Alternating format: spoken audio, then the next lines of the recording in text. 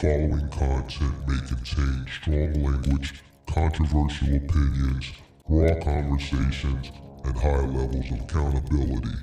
This channel covers business, culture, economics, current events, and real-world commentary. If you're easily offended, this may not be the stream for you. Viewer discretion is advised.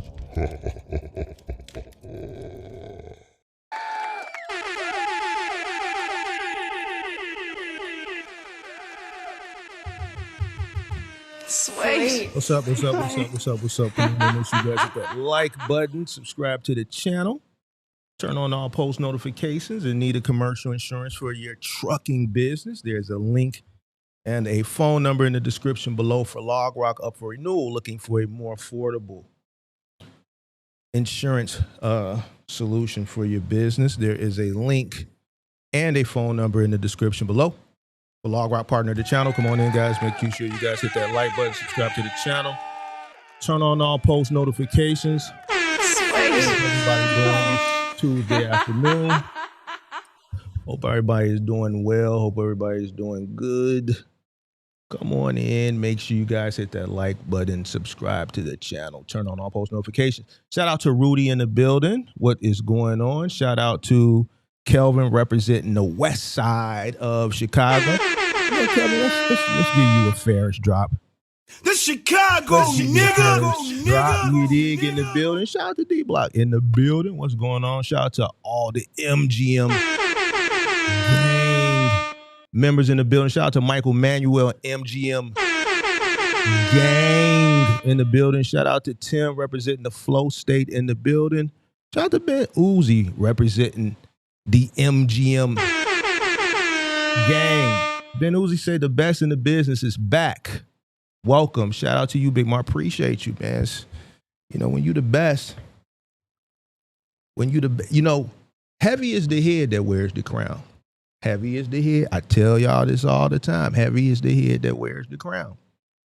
You know, you gotta be a strong individual to be the best. You dig what I'm saying? The best comes with a lot of everything. It comes with the good and the bad. You dig what I'm saying? So appreciate you for watching the channel. Shout out to Irving Lloyd representing that MGM gang in the building. Shout out to Chucky in the building.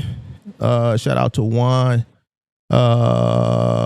You said this is definitely what Mr. George needs. You hooking him up for sure. And you know, I'm gonna talk about that in the monologue before we get into it. Shout out to Spoken in the building, representing Michigan, longtime watcher of the channel. Shout out to Asma Rowland, representing that moderator gang. Shout out to Bill Bob in the building, representing MGM gang. I ain't seen you in a minute, Bill Bob. I ain't seen you in the chat in a while. I hope everything is going well with you. All right. Come on in. Make sure you guys hit that like button, subscribe to the channel, turn on post notifications. Shout out to Lil Ronnie in the building, representing Richmond, Virginia in the building. Shout out to you, Lil Ronnie. All right, come on in. Make sure you guys hit the like button, subscribe to the channel, turn on post notification. Today we're gonna do a reaction, and this is not a reaction to actual, critiquing to actual content as it pertains to the actual act of moving. But if you don't know, I got invited on a podcast about a month ago, and I declined it, right? And I declined it because the individual, which we know is George, I said, bro, you should be focusing on your moving company. I don't think you should be focusing on other things. I think you should prioritize what's important. You know, it's not up for me to tell people what to do. You know, I just, give my thoughts and opinions. People going to do what they want to do, whether it's right or wrong. All right. Based on what we see in the content, based on the conversations we've had with Mr. George, you can pretty much tell he wants to be known. He wants internet fame. He's hinted at it. He's mentioned some things, and if you got common sense and you can put two and two together, then you can pretty much know what it is. I said, I'm not coming on your podcast. I ain't coming on there. Why? Because what did I tell him? I said, my business acumen from business, just business in general, and from experience in moving, is not going to be conducive for you, when you're trying to do something that you're struggling in. And it's no hate, you dig what I'm saying? It's just honest. And the thing is there's not enough honesty out here in the world. It's a lot of fantasizing and role playing. A lot of people is fantasizing and role playing, you dig? And he started it anyway, which we knew he was going to do, and he had his guest on, which I'm gonna be honest with you. I and I always keep it a buck with you. I normally start watching it and I'll cut it off because I know I'm gonna react to it and I want to give you my authentic reaction. But this came out when I was working out yesterday, so I kind of listened to it all the way through. So I actually listened to this. I didn't watch it. I was listening to it yesterday evening when I was in the gym, and I listened to it all the way through. Now, before we go into the reaction of it, it was a good podcast. Big Mark ain't gonna never, it ain't in my blood to hate. I ain't no hater. You dig what I'm saying? I know how to get to a bag. God always has blessed me. I ain't never finna hate on no man. If it's something I want, I go get everything I want and I got it. If it's something I want, I'm gonna go get it. I ain't gonna never hate. You dig what I'm saying? The podcast was good. And the reason what made it good was the individual, the guest. And when we react to this, it's funny. You'll think this guy watched my content and answered, and his story was my story because our stories are identical, literally. He started shortly after me. We're about the same age. He started shortly after me, but a lot of the things that he says, pretty much damn near everything he said in this interview, I've told you. And you'll see it. You'll think he watched my channel and just bit me, but he didn't. I know this is his genuine story, but it just lets you know that if you come into this industry, there's standards, right? There's basic fundamentals that I think if you came in at a certain time period, you just dealt with. If you are a successful person in moving, you're gonna have the same ideologies. You're gonna share the same viewpoints, right? I mean, a sectional is a sectional. A sleeper sofa is a sleeper sofa. Wrapping a mattress is wrapping a mattress. Knowing not to wheel a dolly on a hardwood flooring or upstairs inside someone's home is common knowledge if you are in the moving industry and you are a successful mover and you're going about doing things the right way. And his story just mirrored mine all the way to the exit. The only thing that was different in his story is something that he wished he would have done that I did. And I get a lot of flack for that because a lot of people just don't understand. Well, how are you able to do this? And he'll tell you everything that I've done, he's done it except for one thing that he says he wish he would have done. And you'll pretty much pick up on that. And I think it was a great interview because it just doubled down on everything that I've been telling you guys for years. So now you're getting it from another viewpoint, and it mirrors everything I said. Now on the flip coin, before we get in, I'm just giving you context because I actually listened to this all the way through. Me advising George on focusing on the moving company because this guy was a nice guy. Me in this interview, I would have, some of the questions that George was asking, it's just like, what? Some of the things that the guy mentioned, George was clueless on, which further, doubled down and on why he should be focusing on his moving company instead of, a podcast, especially a podcast in moving. If you lack experience,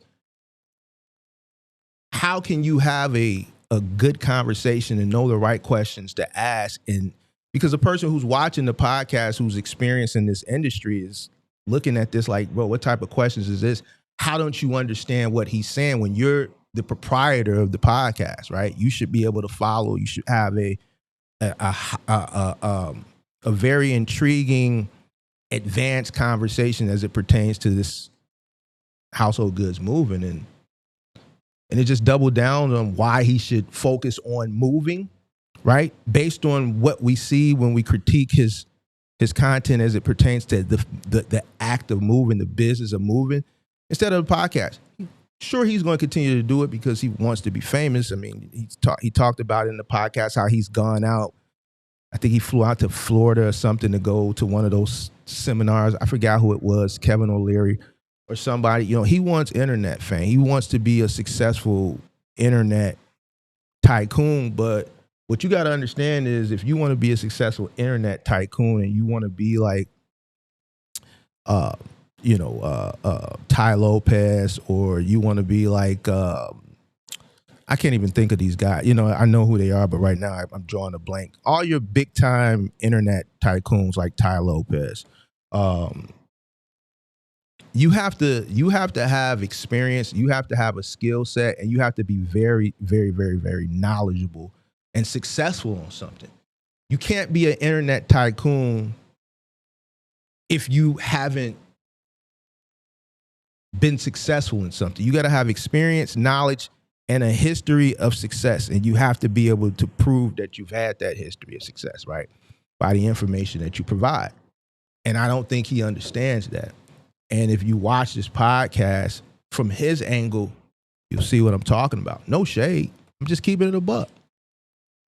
I would not be sitting here for the past 4 years on this channel giving you the information that I've given you if I don't have experience, if I haven't had the experience of success in this particular industry, right? Because I would have, in 4 years now, I would have misled people. The information that I forecasted that people were leery on that did come to fruition over and over and over and over again. Even the doubters that doubted and have come back and said, man, Mark, I didn't think what you were saying was right, but you were right, man. I just came back, man. You were right. And you've seen it over and over and over again. I wouldn't have built this successful channel if I didn't have the knowledge base and the skill set and the success in this industry, right? So I think you got to first, prioritize, what's important. And I think for George, I told him this, you need to prioritize, moving. But it is what it is. So we're going to get into it, react to it. It's about 2 hours long, probably be a little bit longer because obviously I'm going to stop and critique certain things. And we'll go from there. Pippi, you didn't get the notification because YouTube doesn't push me like that. I'm not, my channel isn't a good representation of what YouTube wants. YouTube wants things that are ad friendly. I curse, I'm not, my channel isn't ad friendly. You see what I'm saying, for YouTube. So they don't push me, So, and I understand this, everything that YouTube wants for a good channel that they can push. I'm not conforming to that, right? I'm not chasing the money. I'm not chasing the clout, right? I'm going to do things my way, right? I know what it takes to get through to the people that I'm trying to get through. I know how to communicate, and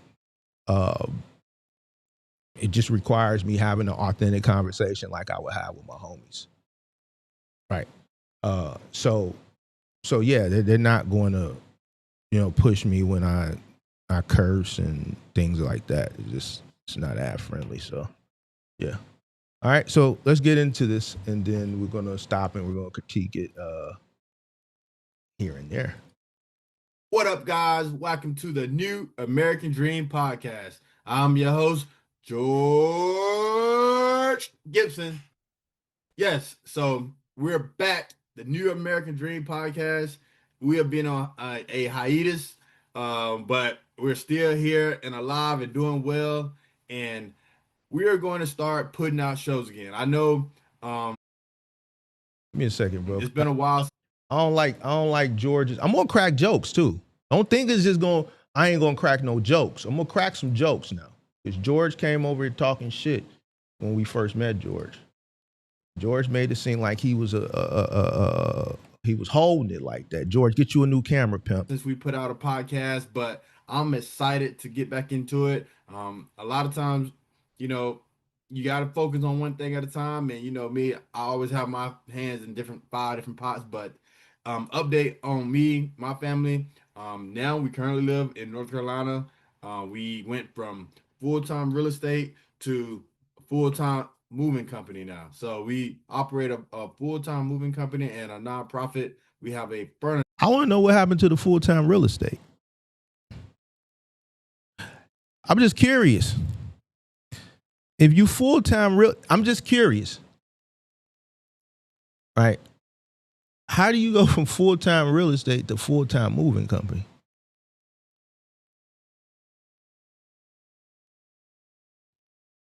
Just curious. Store similar to like your Goodwills or Habitat for Humanity, but yeah. So today the real estate market is on fire. The real estate market is on fire. Today's show, we have a moving company coming on.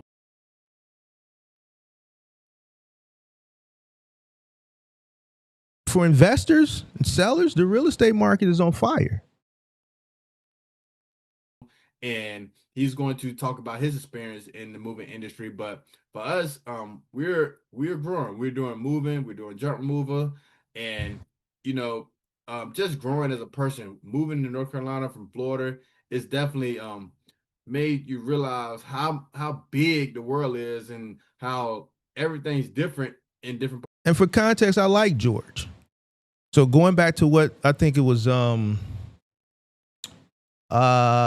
said this earlier in the chat? This is definitely what Mr. George needs right here. You hooking him up for sure. The reason why this is what you call, and I know some of my detractors who watch the channel, they say things like I forgot the word they use. It wasn't belittling, but talk down. What people who don't grow up in environments like I have grown up in, and a lot of my viewers is, we grew up in really, really tough environments, and there's a lot of tough love. What I'm doing with George is I'm giving him a lot of tough love, because everything that I've done for George is giving him information, right, to succeed and do better. And it's not, passive. It's very, very aggressive way of teaching. Sometimes you have to tear a person all the way down and then build them back up, right? Because you have to unlearn the negative and the bad things. And you got to tear a person down. You got to strip them from all that bad shit. They have to unlearn that. And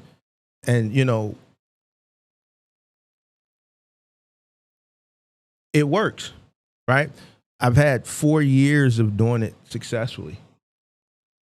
I know what it takes to get through to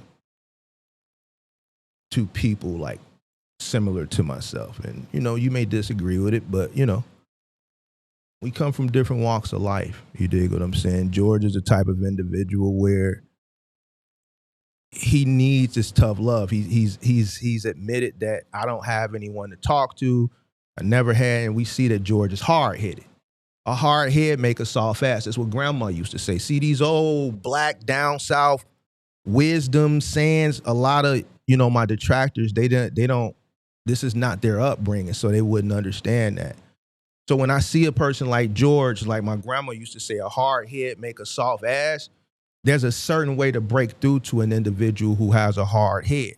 Remember back in the day when we had a hard head, what grandma do? Go get a swanch. Not a switch, a swanch. Got our ass whooped. Some of my people that watch, they probably never had an ass whooping. They ain't never had no beating. They don't know what it's like to get hit with an extension cord. They would call it child abuse. We got whooped. We got whoopings growing up. It was called corrective action. Corrected our negative, our bad behavior, right? And I think it was good. I think that shit was good, right? George, in a similar sense, he's hard headed. So you got to tear George all the way down and then build him up. You got to unlearn all that bad behavior, bro. Because if you tell a person something once, twice in a 6-inch voice and they don't get it, then you got to get more aggressive with them. Like California, probably different from Florida different from New York. So we're just we're continuing to grow, man. I just enjoy it. I love it. And right now, this is probably spend most of my time doing the moving business, but we are growing at a fast, rapid speed, and it's just something. That's cap, George. It's cap. And then that goes back to what I say, fantasizing and role playing. We watch George's content. He's not growing at a rapid pace. He's not growing at a rapid speed. I think another issue that people have that stunts their growth is not dealing with reality. I say it all the time. In his mind, he's growing at a rapid pace. Remember the first time he called, he said that.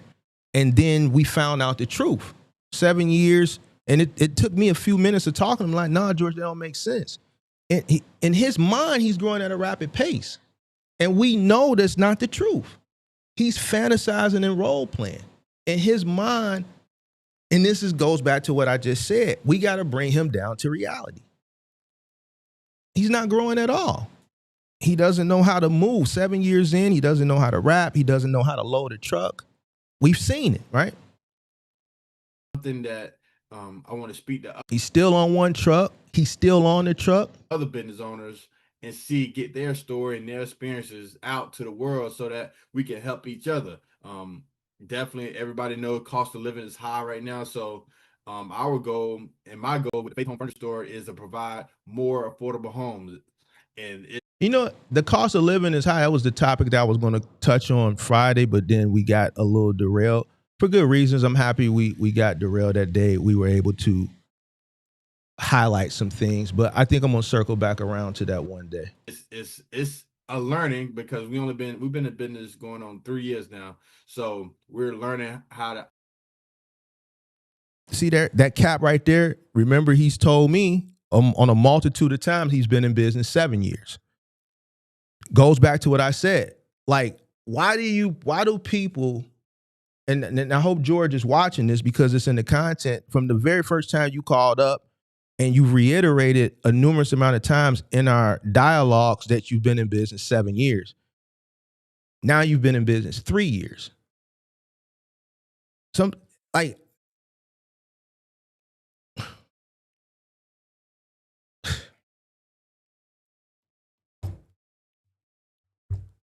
Just keep it a buck.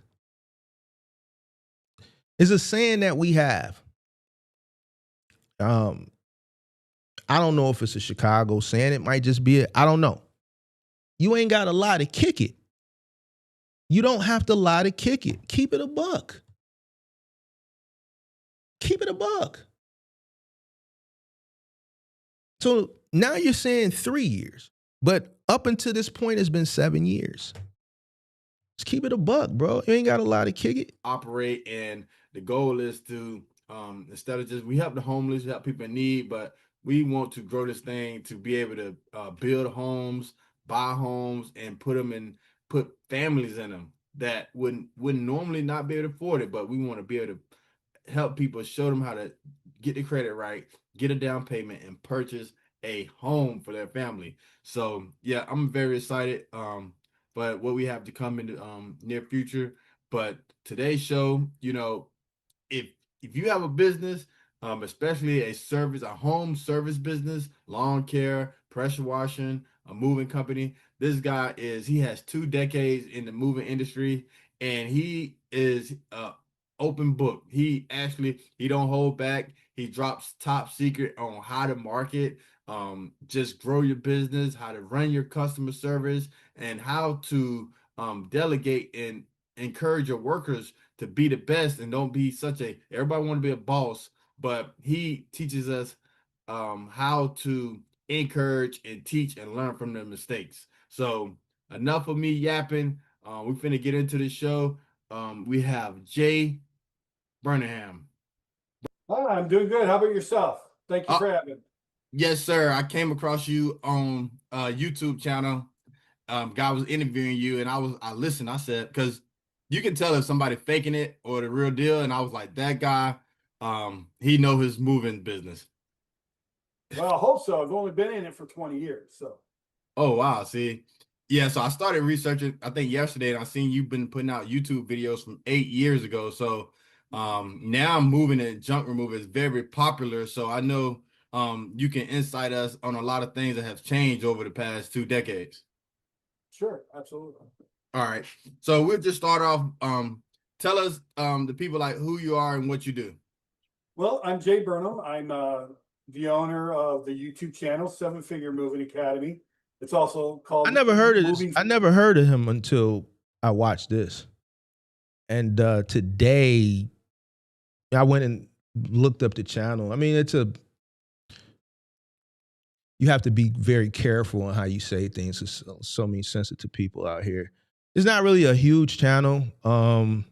Doesn't do that many views, so I kind of probably see how I'm in this space, and I would expect my algorithm to show me stuff like this. But it's not really a big channel. But yeah, I this is my first time seeing or hearing of who this individual is. Doesn't take away from the information that he provided. Like I mentioned in the monologue, very, very knowledgeable. It mirrors me to the T. You've been watching this channel. For money. And basically it's a YouTube channel geared around people learning how to start, run, and build moving businesses, especially dedicated towards those people who are new in it, who've never had a business. This channel's not is not, the demographic isn't people who are well-established moving company owners. It's for the guys who want to get involved in it and start a moving company. I do have a book that they can get if they want to, if they don't want to watch all nearly 400 videos that I have on YouTube. It's just called moneyformoving.com. Okay. And you can get a real simple ebook, and it'll help teach it. But if not, you got all the free content on the YouTube channel. Yes, and Sincere, why do you always, since you're here, because you always put this comment in the thing, why don't you understand when we critique George, the reason and the angle? Whoever said, and this is the problem with black people. It's the problem with black people. We've never talked about his money. What does money have to do with you tearing up a person's home? What does his money have to do with him not wrapping a mattress and could potentially invite bed bugs onto his truck and then infest people's homes, or his people can... What does his money... When have you ever heard me critique anything as it pertains to his financial well-being?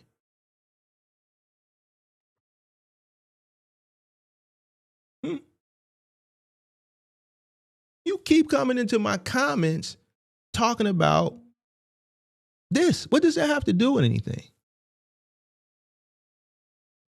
So, fuck that man's stairs in the video that we watched last week when they dragged that dolly up those stairs in that brand new build home, wooden stairs, when they should have put some straps on, right? Forget the fact that they not putting runners down. Forget the fact that they not wrapping mattresses.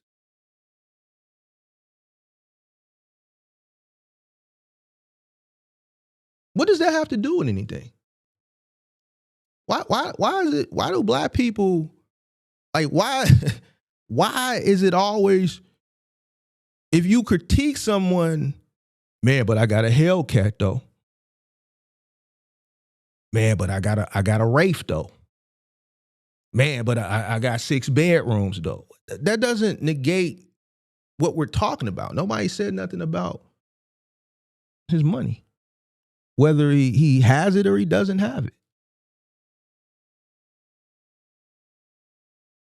If you want to build a successful moving company, there's things that you must do and there's things that you shouldn't do. That's the only thing we're critiquing. We critiqued his moving. So forget the fact that you could invite bed bugs. Forget the grandfather clock that we watched. Just move it, right? Forget the requirements of moving a grandfather clock that he doesn't know. Nah, but he ain't broke though. So fuck the fact that we got to remove the pendulum and we got to remove the bells and we got to protect the crown and everything that goes along with professionally moving a grandfather clock, which is what we're critiquing. Forget all of that, right?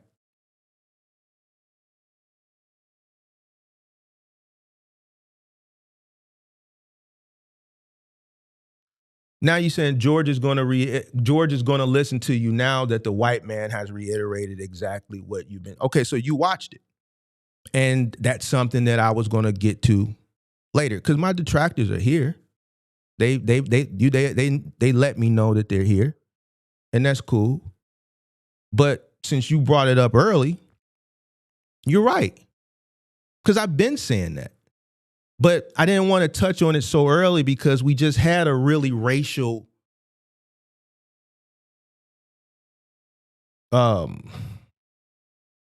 segment Friday that I'm trying to get away from, right? Because they're just going to do what they're going to do, and I'm cool, bro. You dig what I'm saying? We're fine. It's the reason why they're here. We're not there. They're here. But I didn't want to touch on that aspect, but fuck it. You're right. And that kind of doubled down on what I'm saying. Us as a people, black people,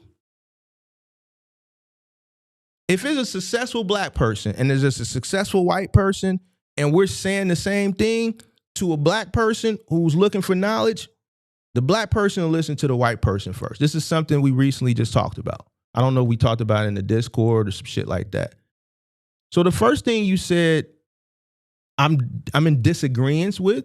The second thing you said, I'm in totally agreement with because I'm black and I've seen it over and over and over and over and over again. I am a example of that because I've told people the same shit over and over and over again. And if you watch this, and I wasn't going to touch on it, but since you touched on it because you've clearly watched it, let's highlight it. If you watch this, the pushback he gives me, he didn't give this man no pushback, none. He sat there like a good person and smiled and didn't give no pushback. Me, I got to go back and forth. And this man told George the same thing that I've told him and the same thing I've been saying on the channel for 4 years. His story is similar to mine. The only thing that changed is he says he wish he would have invested. That's where he fucked up at. And that's what I did. And I've been saying that shit. Our story is identical. Identical. He didn't get this man no pushback. So me sitting there listening to this shit, right? Yesterday while I'm working out, I'm not really watching it because the phone in my pocket and I'm listening to it, but I could tell from the tonality from me listening to it, he was very intrigued. And I'm like, he ain't telling him nothing different. This is why we are where we are.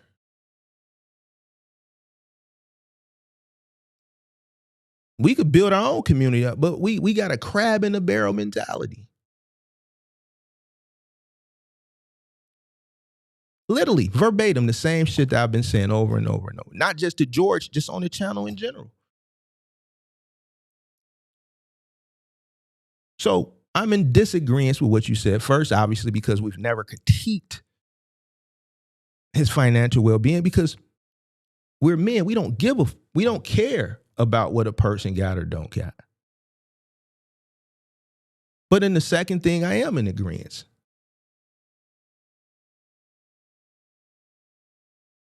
And it's sad. It's sad. But let's continue. One of the big... Before we continue, I'm going to say this. if you are an open-minded individual and you are really seeking knowledge and you really want to do well and you do want to do good, you're going to accept information from everybody. You're not going to look down on an individual or not take a person serious because you feel like you're equal to them. If I'm more knowledgeable than, listen,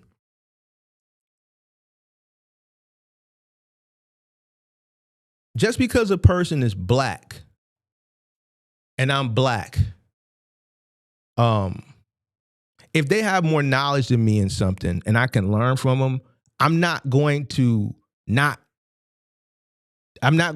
take what they're saying for granted. I'm going to listen to it. I'm going to consume it. I'm still going to do my research and fact check it, just like I would do with anybody. But I'm not going to discredit the information because they look like me and I feel like we're equal. In this particular situation, we're not equal.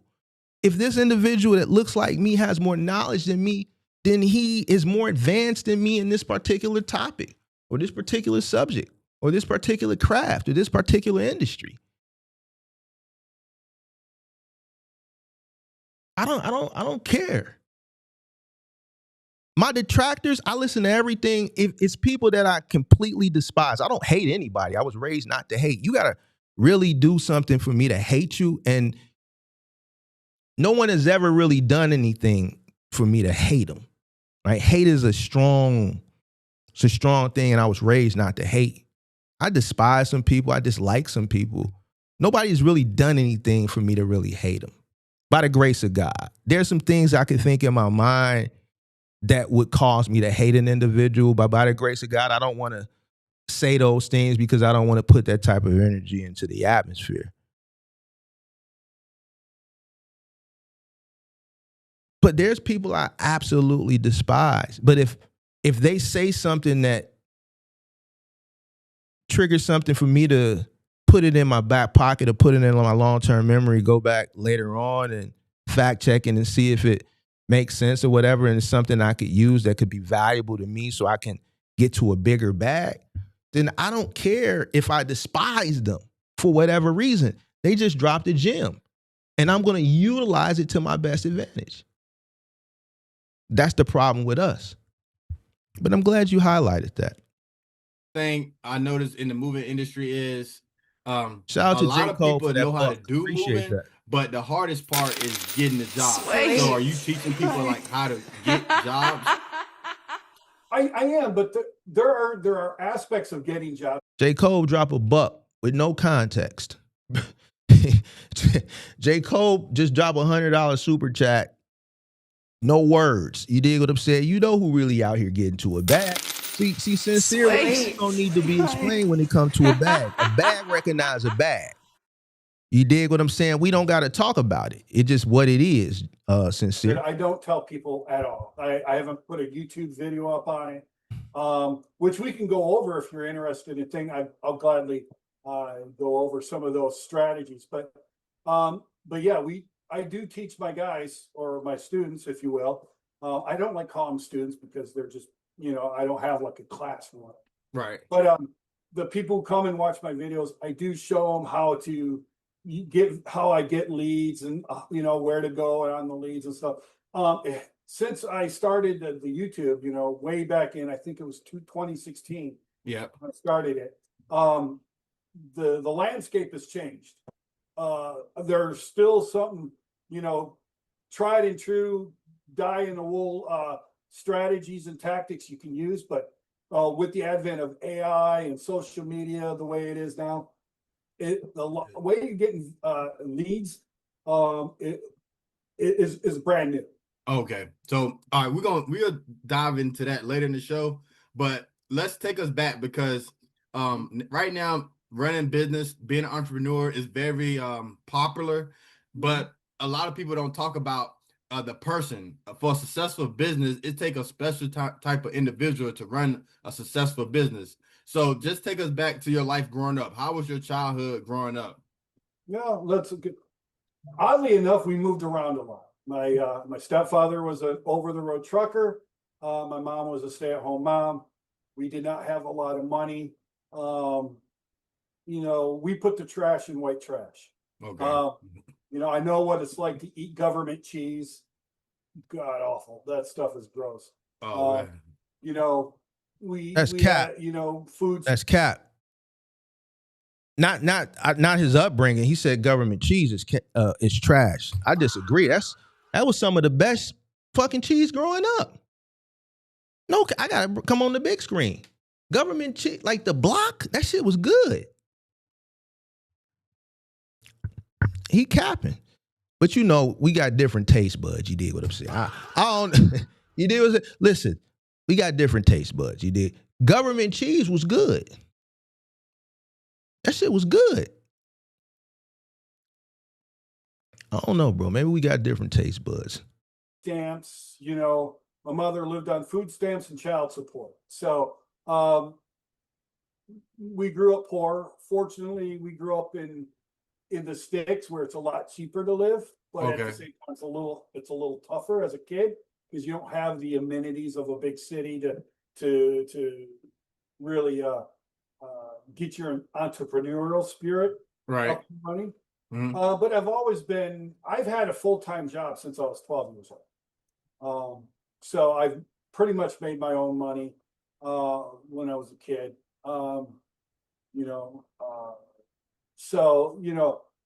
During the summer times, I'd work on a dairy farm, baling hay. In the winter times, I worked at a Christmas tree farm, baling Christmas trees and loading them on and off semi trucks. Right. And I've worked at restaurants. I've done a lot of things. I even had one. I don't know if you know this, but there used to be a paper. I think it's still around, called Grit Papers. There was a newspaper called Grit. And I had a newspaper route that I took over, and I went all over my town selling the newspapers. So, so I was always doing something. I was always involved in doing something, and I've always had I always read books on making money and not get rich quick, but definitely entrepreneurial type books like Tony Robbins and just some of the books that were popular back then, Dean Graziosi and stuff like that, because I always knew I was going to do something with my life. Right. So that's the background. Like the image you're saying from the image. Oh, that was real life. The image from what you're saying. Today's the 31st, but no, today the 30th. So I'm gonna get into that later about how important this day is, and for me to get you on this podcast.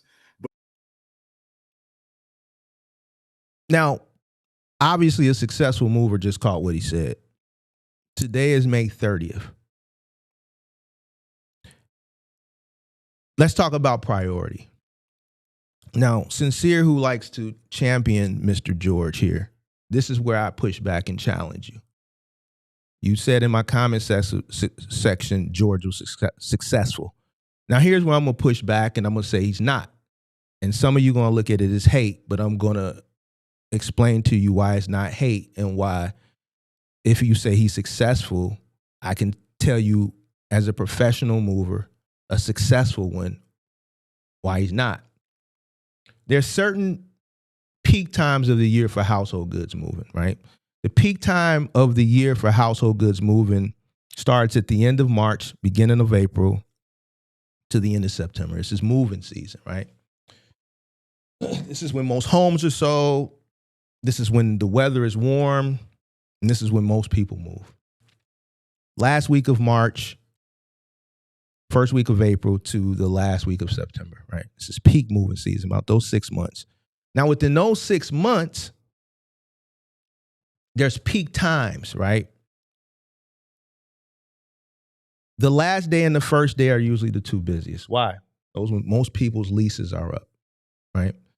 Most people's leases, and George is in real estate, right? If you're a landlord and in household goods moving, then you know this, right? The last day and the first day of the month is when most people's leases are up.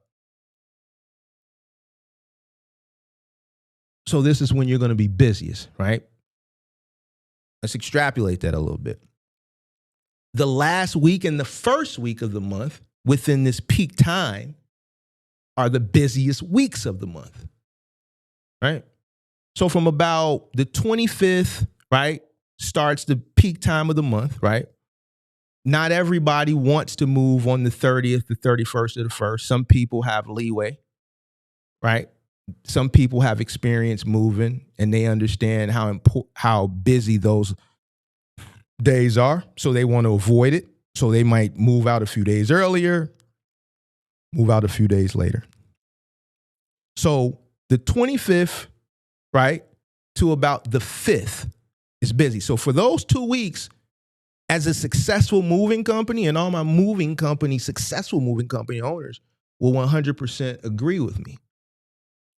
So for George to be sitting on May 30th, which I'm going to give you the 3 busiest moving weeks of the month, of the whole season. The last week of June up until the 5th of July, so about June 25th all the way to the 5th of July, slammed.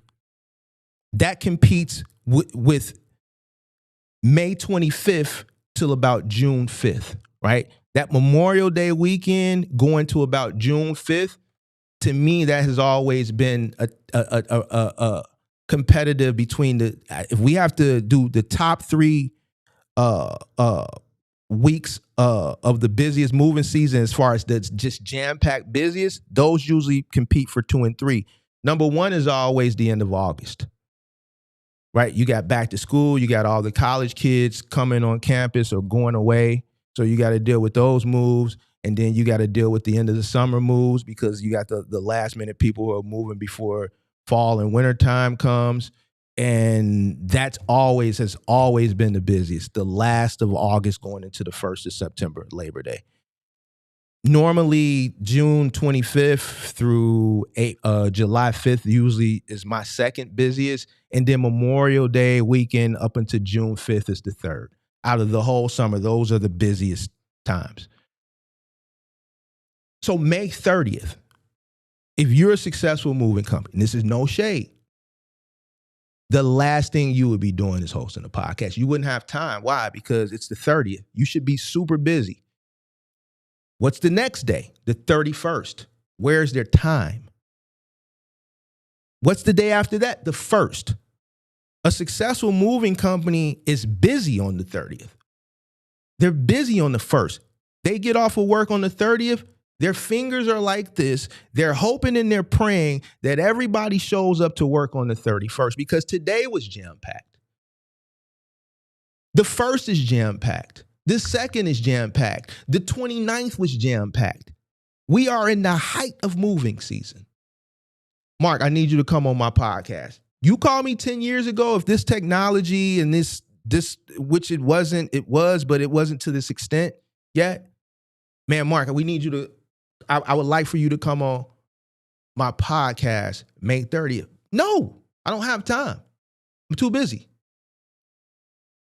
My moving trucks are out. I can't tell you when my trucks are coming back in on May 30th. It's busy. We're jam-packed. The next day is the 31st. I don't have time to come talk to you. I'm too busy getting to the money. Why? Because June is going to come, blow through before you know it. July is going to come and go. August will be September, and then next thing you know, it's fall. Like, bro, I don't got time to come talk to you. And I got 6 months to get this money. And this is the 3rd busiest weekend of the year. Fuck, I'm sitting down talking to you for.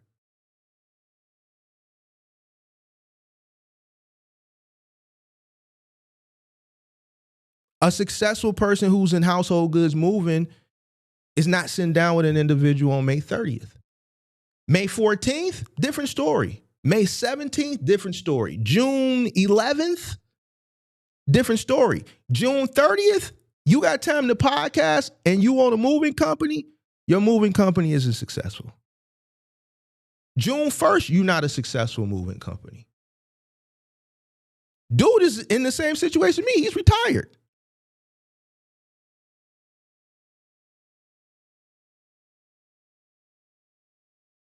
So it goes back to priority.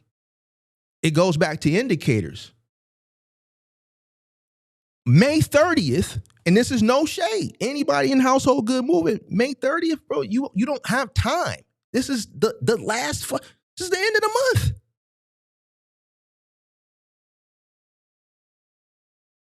So it's not shade. It's fact. We can't classify it as success. So then we take it back to priority. Should he be sitting down based on what we've seen from critiquing him on actual moves? We've seen him tear people's shit up. We've seen that year 3, year 7, whatever. We don't know now because we've caught him in a lie. He doesn't know how to pack a truck. He doesn't know how to rap.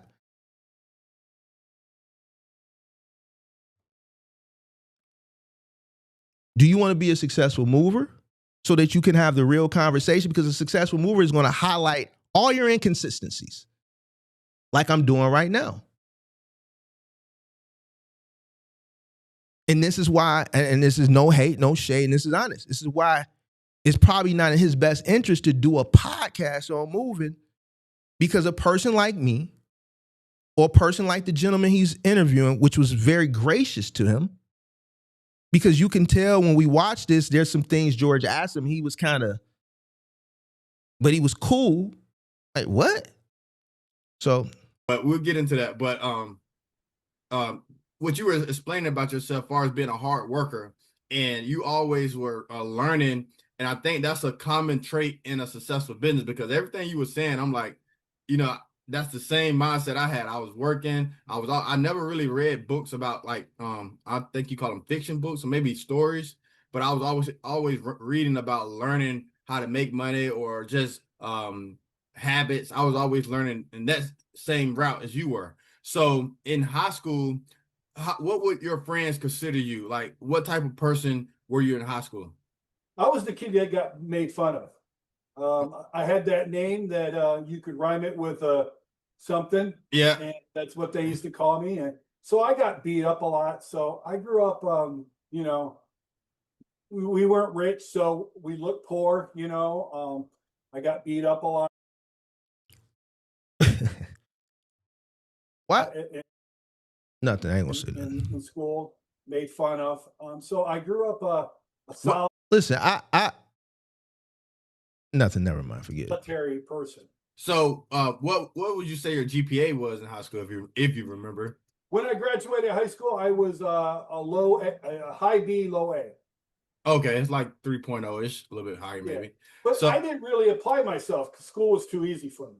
I'm not trying to be a jerk or egotistical. I just, when I was in school, I was the same way.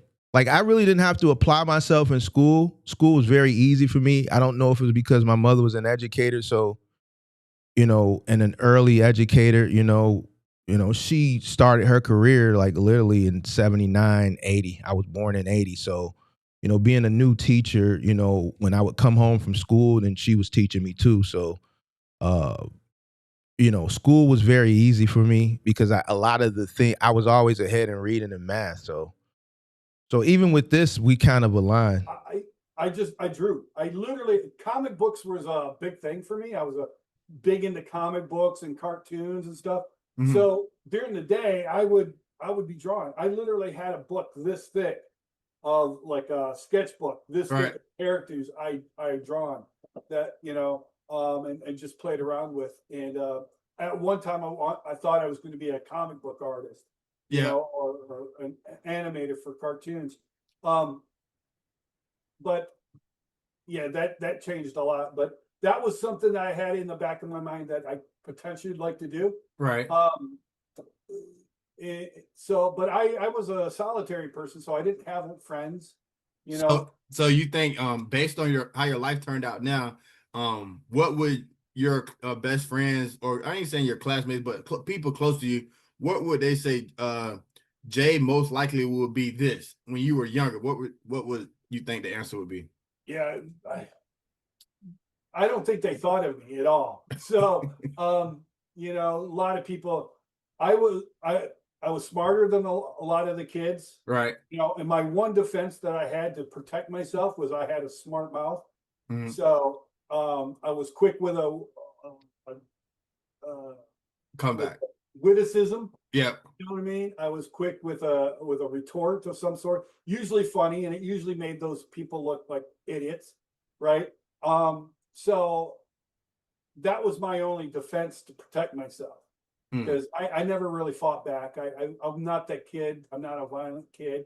I do have that potentiality. If I've been in fights, Right. and when I've had to do it, I've done it, and I've won for the most part. Right. I was a kid that always got underestimated. So I don't think really people really, they would have. I think they would have said if I told them I was going to run $1 million company someday and drive nice cars and stuff, they would have laughed and oh yeah, right, yeah, DJ, and I think they'd be surprised. Because Right. I've seen, I've gone on Facebook to see where some of my classmates ended up. Right. Yeah. Yeah. So, Yeah. But, so I don't think they would have thought much of me, but if they did, would not have thought that I would be a published author, a YouTube influencer, a person who's owned multiple businesses that I've taken up to nearly $1 million a year. None of that. Okay, so I think I mean, the takeaway for somebody watching, because a lot of people graduate now, young kids. So the main takeaway I think is because school, I struggle with school too. I would say just focus, because I really didn't care about science and social studies. So them type of subjects, I would kind of probably get like a C or B. But things like math, George, I was country. interested in numbers. I would do better in. Hey, So George, for country, kids, bro. like, You how in you school, pronounce it's certain words. a general knowledge, and once you graduate, now you can dive into what you're into. So just because you're not the smartest kid in the class doesn't mean you can't run a company like you have, right? Right. Oh yeah. I mean, I've dealt with. See, I don't like how George asked him that. He asked him that for validation, right? You're the interviewer. You're the proprietor of this podcast. But if you pay attention, he's looking for validation, which is a weakness. Like, I would never say, yo, I struggled with school. I struggled with this. You've already admitted here that you are a slow learner, but then you ask this guy, well, if you struggle with school, that doesn't, it shouldn't stop you from being successful, right? Like, what? Hold on. Why are you looking for validation, bro? Why are you looking for validation? That's a self-esteem issue right there. Dive into what you're into. So just because you're not the smartest kid in the class doesn't mean you can't run a company like you have, right? Right. Oh yeah. I mean, I've dealt with people all over the country in all sorts of social stratus. I've dealt with people who are rich and had money, and then I've had people who are, broke as a joke and about to choke. Mhm. You know what I mean? So it takes a mindset, right? And you got to have the mindset. You can't just think that you're the best mover on the truck and think you're going to run a moving company, because there's so much more than just wrapping and stacking a truck to being a mover. Right. There's marketing, there's balancing your books, there's public relations, there's sales, there's taxes, all the stuff that you got to know about. So it takes a mindset to be able to run a business successfully. Correct.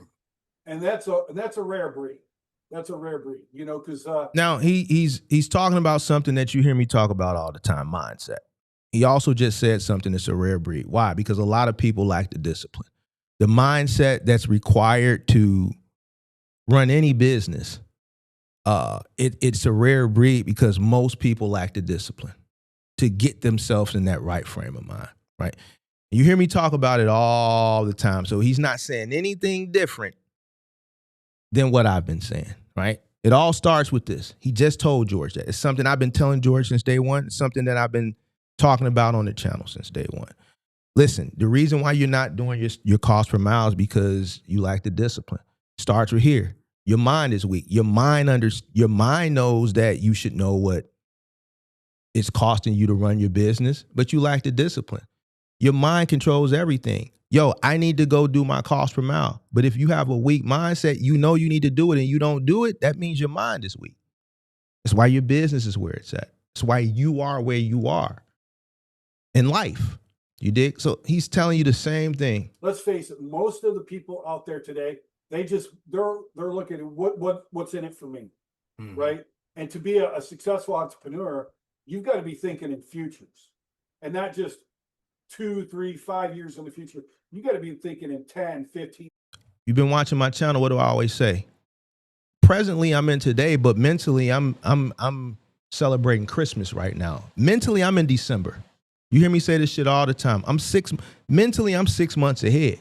Presently, I'm here with you guys, but mentally, I'm ahead.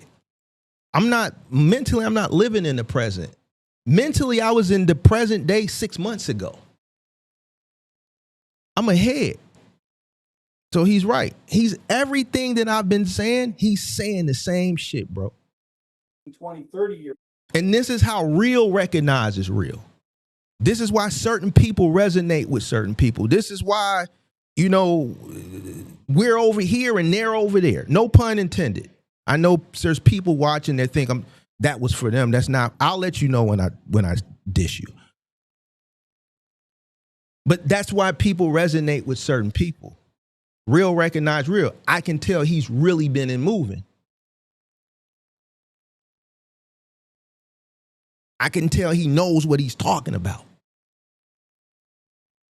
So it all starts right here. Right? It's like a chess game. You know, you got those guys who are good at chess, right? But when they meet up with a real master, right, it's a whole different. They're playing checkers versus chess. Chess. You know what I mean? So it's a mindset. If you don't have that mindset, don't be in business. If you're just one of these guys, well, it looks good for my house, don't be in business. Right. And that right there represented George. If you don't have the right mindset, don't be in business. If it's good for my house, and George, I know you watching this. This is something I've told to you over and over and over. You're satisfied. Well, man, Mark, we got jobs. That doesn't mean you're successful, and that doesn't mean you're good. When you're dragging a dolly up someone's stairs, when you're not wrapping someone's mattress, oh, it's just good. It's enough to get by. A get by mentality. You shouldn't be in business. You should always think, get ahead. You should always have integrity, go above and beyond, and want to do the best job for every single customer. He's literally saying the same thing. And this motherfucker is sitting up there, no pushback. Right? If you're one of these guys that think the owner, you deserve everything the owner's got without putting in the risk, right, and the time, you know, and the stress that it goes in with that, don't be in business. Just stick to being an employee, and that's fine. It's nothing wrong with being an employee. You just don't have the correct mindset. Say it all the time. Develop that mindset, right? But don't be but you know what you're going into. Most businesses fail within the first year. right, Like 80 to 90% of the business that fail within the first year, and then 80% of the business that last, they fail within the next 5 years, right? So anything over 5 years. Listen, you would think this dude was a carbon copy of me. Because I listened to it yesterday. But what's upsetting now to me that I'm watching it is that he's not pushing them back. I got to argue with George. And this is why I told y'all I'm not putting out that much content no more. It's just like, bro, our community, we always say, yo, we don't have leaders, we don't have mentors. We get our money and we forget to come back and give the information. But then when you do it, we got this crab in the barrel mentality. We push each other back, but we'll listen to anybody who don't got nothing to do with him white. Any other thing that's with us, this not us. It could be an Asian, it could be a white guy, it could be a Hispanic guy, it could be a goddamn it Indian, a Native American, whatever.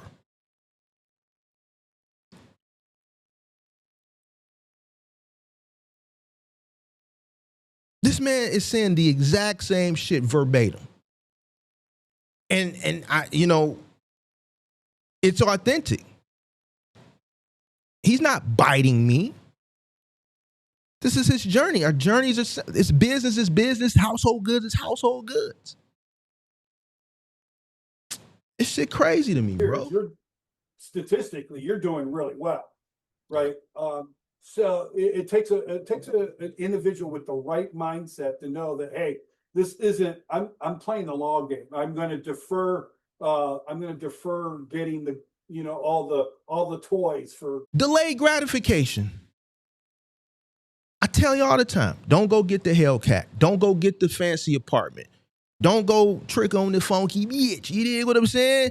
Don't go do all that. Run your bag up. Reinvest back into the business. Live like a Viking so that you can reinvest back into the business initially. Delay your gratification. The toys is gonna come. You gonna ride. You might get to a level. You might be able to ride Bankley one day. You might be able to ride Bankley one day.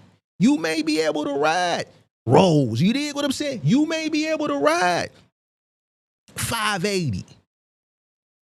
But that's later on down the line. Just because you got a business initially, you're not supposed to go out and trick off the money that you could be reinvesting back into the business thinking that you're successful because you have a business and there's a certain look that's associated with that and you do it too prematurely.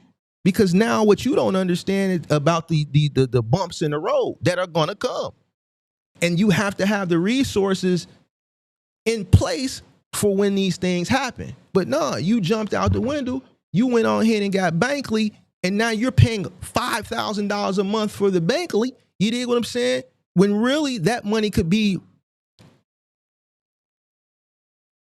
reinvested back into the business. I say it all the time. Delayed gratification. 10, 20 years. You know what I mean?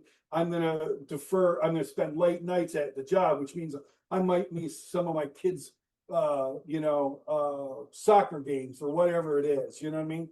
It's somebody who's willing to sacrifice to eventually have a deferred richness at the end.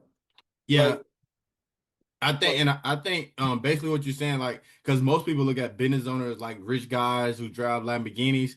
And honestly, when I think about my business, I think about what advantages do George have that I can use in my business to make the world better. So if I can't do, like, say it was like maybe cooking pies, and this guy, UJ, what George got to understand is you got to be selfish before you can be selfless. I hear this shit, but this shit don't make no sense. You can't make the world better until you make yourself better. You have to build something where you can be in the position to give back. To be philanthropic, you have to have the resources. The main resource for philanthropy outside of money is time. It takes time to be charitable. Time is more valuable than money. I can always go get more money. I can never get time. I'll never be 22 again. I'll never be 30 again. I'll never be 16. I'll never be 41 again. I'll never get that time back. So you got to use your time wisely to be charitable. Like how I've been able to be charitable for the past 4 years and sit here selflessly and not ask nobody for nothing. Answer all your questions. I had to be selfish to put myself in this position.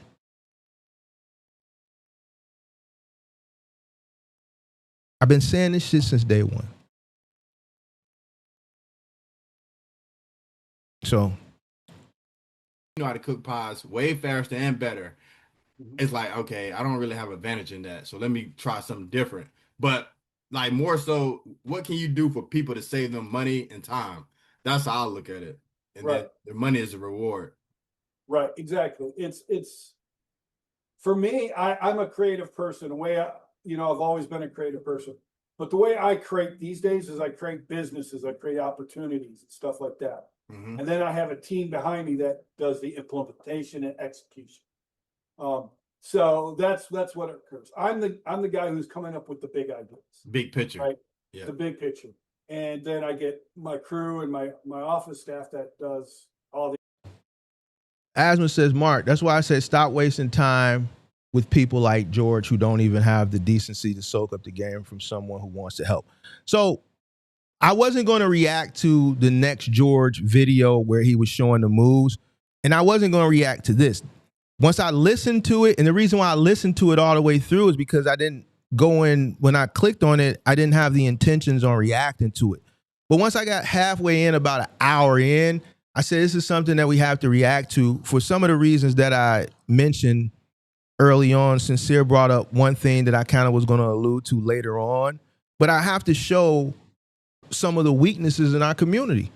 Here's a guy who doesn't look like me, but we share the same storyline. I want to point out how George received the same information from this individual versus how he's received it from me. And he received it from me since February. I've been giving George the same information since February, and every time I get pushback. This man is saying that the fucking same thing. So I said, no, we have to react to this because this is bigger than just the moving shit. This is bigger than moving. This goes back to us as a community. This goes back to this fucking crab in the barrel, self-hatred shit. We have people in our community that are just as successful, just as brilliant, just as successful, just as educated, just as knowledgeable. But we will overlook the information because the individual looks like us, or we'll push back. So the reason I want to react to this is because this was a great interview from the Jay guy's perspective. So there's a lot of information in here. It's jam-packed, but we also have to point out some things as a community that I want to point out and I want to highlight.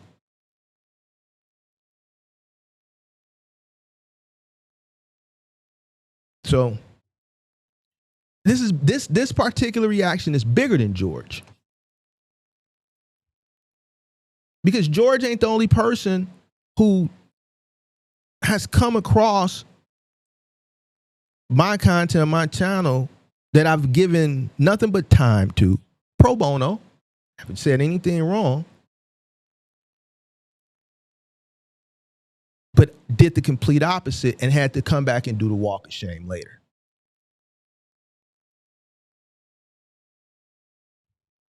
the execution stuff. But you know, one thing too is I don't begrudge anybody who drives Lamborghinis. If they've made it to that level of success, Right. right? Oh, great, awesome. You know, that's amazing. I don't look at that with jealousy. I look at that with like, hey, great job. You know, Yeah. that's something I can aspire to. How did you do that? What George ain't gonna listen to him neither, Chucky. See, this ain't a intervention or a consultation from Jay to George on how to be better. This is George interviewing Jay. Jay's story and the information Jay is given from the questions that he's been asked by George 100% mirror everything that I've been saying. George ain't gonna listen to Jay. Jay don't realize that the information that he's telling to George is beneficial to George. I doubt if Jay even went back and watched any of George's content, because if Jay went back and watched George's content before he came on this show, he probably wouldn't have came on the show.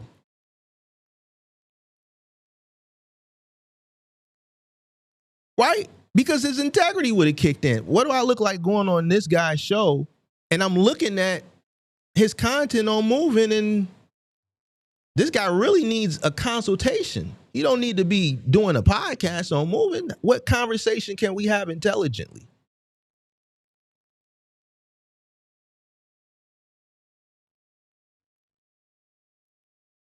This is from the George perspective. This is all he wants to be Grant Cardone. He wants to be Ty Lopez, he wants to be this big figure in this industry as it pertains to household goods moving and logistics on the internet. But what George fails to realize is you have to have the experience and you have to have the knowledge.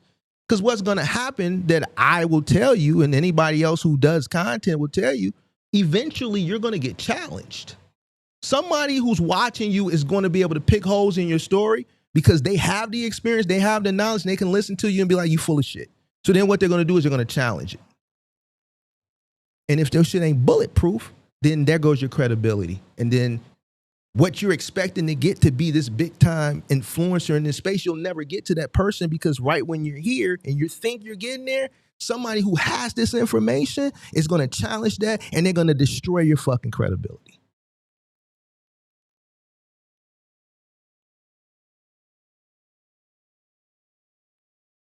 A person who's smart would know that. A person who's intelligent would know that. You can't skate by on talking about something that you have no idea what you're talking about and trying to sell products, especially when you're trying to sell something. You can't do it. It's different if you're talking about something and you're not trying to incentivize or not incentivize, monetize. If you're talking about, people have conversations on politics all the time. People have conversations on religion. One party may be right, one party may be wrong, whatever. It's opinions, whatever, right? But when you're coming into something to potentially monetize, like you have to fucking know this shit. You got to. All it takes, me watching George, all it takes for me to show up to one fucking seminar, pay the money, go in, and in the Q&A section, go up there and ask a question. The cameras are rolling, and then that's it. That's it.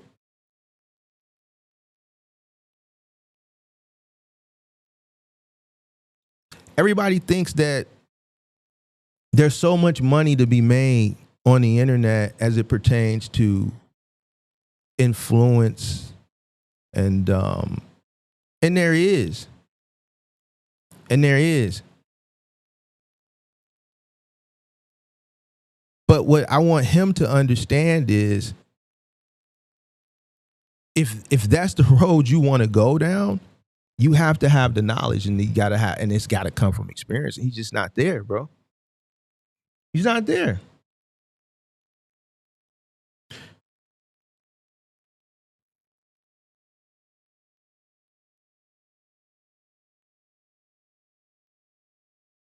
No, it's not an attack. Let me tell you why. Because you didn't watch the first episode. When George first came up here, he's like other people. Somebody told him about the show and they filled something up in his head. And the first time he called back up, I've clipped it. It's up on the channel. He called up here with this very pompous disposition, right? And he made himself something bigger than what he was. He didn't do his research. So when he called up with this bigger than life persona as it pertained to household goods moving, without fully understanding, and somebody set him up to do it. Yes, someone told me I should call in. They set him up to get exactly what was done to him, and they were laughing in the background. A lot of people get sent off. So when a person comes and they if you're gonna come and you're gonna be fucking pompous, then you need to make sure that you can back up everything. Yo, if I'm gonna call up and we're gonna have a conversation and you're gonna challenge a motherfucker, then you gotta be able to back up everything you saying. Or just call up humbly and have a conversation. Didn't nobody tell him to call up pompous. He didn't do the research. Because if he would have did the research, he would have known better than to call up. He could have called up humbly and had a humble conversation. I meet people's energy. Anybody that watch me know I've had very mild conversations. I've had conversations in a 6-inch voice. I've had aggressive conversations. I'm gonna meet your energy. If we kicking it and I see you from the crib, then I'm gonna kick in my Chicago dialect. I might crack a few jokes depending on how the energy that you dig what I'm saying. It's still a show. We gotta make it have some form of entertainment. But I've had very some people have called up and the conversation didn't warrant any jokes. It didn't warrant any satire. It didn't warrant any theatrics because of maybe some things that were mentioned at the very beginning of the conversation, and I removed all the theatrics, right? When you see older people call up, I don't do the extra shit. Why? Because I respect my elders. I met George with the energy that George presented. Ain't nobody babying George. George getting his work because George needs it. We can't, if George is going to be successful, then if you keep telling a person, yo, you have to wrap a mattress, you got to cover a mattress, and I reiterated why. We just recently had a person in the Discord who watches the channel, been watching the channel for 3 years, bed bugs. First thing I say, why you didn't cover the mattress? I know, Mark, I know you're going to get on me. The main thing I talk about household goods moving, I don't give a fuck what the customer says. When it comes to mattresses, inspect the mattress, still cover the fucking mattress. Sure enough, you didn't cover the mattress. Now you call him in the Discord, you done fucking moved some shit with bed bugs. So now what? Well, man, Mark, I can't jump down your throat because anybody's been watching me. This is one of the things that I reiterate over and over and over and over and over again. So if I'm steady reiterating the same shit, and then we're watching the shit play out after we keep March, April, May, June, 4 months in, and your quality, we should be able to see some type of change in your effort, right? There's a lack of effort. We haven't seen change in taking more pride in your work. We haven't seen better effort. We haven't seen you go above and beyond. We're still putting mattresses on the truck without covering them. The truck, we haven't seen any effort in actually packing the truck correctly. You're still not wrapping the furniture. It's 4 months in. You still ain't went out and you still got the same 6 fucking blankets. How can you move a whole house with 7 blankets?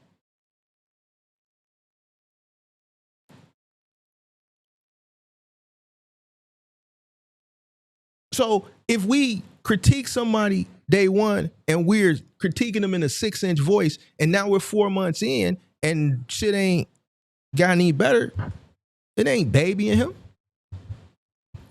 Me babying George is me flying out to Raleigh, North Carolina on my dime, putting myself in a hotel room, hiring my own driver, renting my own car, renting my own hotel, and going out there for a week and training him and then flying my ass back on my dime. That's babying him. Babying him is saying, like with some people that it be in the comments saying, oh, well, that don't mean he ain't successful though. And then not challenging that viewpoint.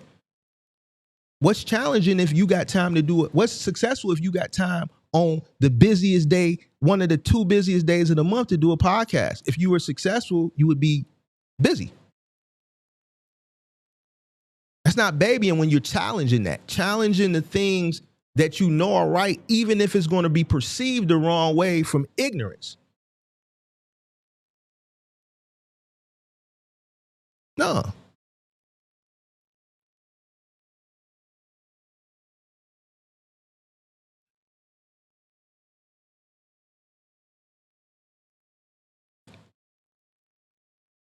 At this point,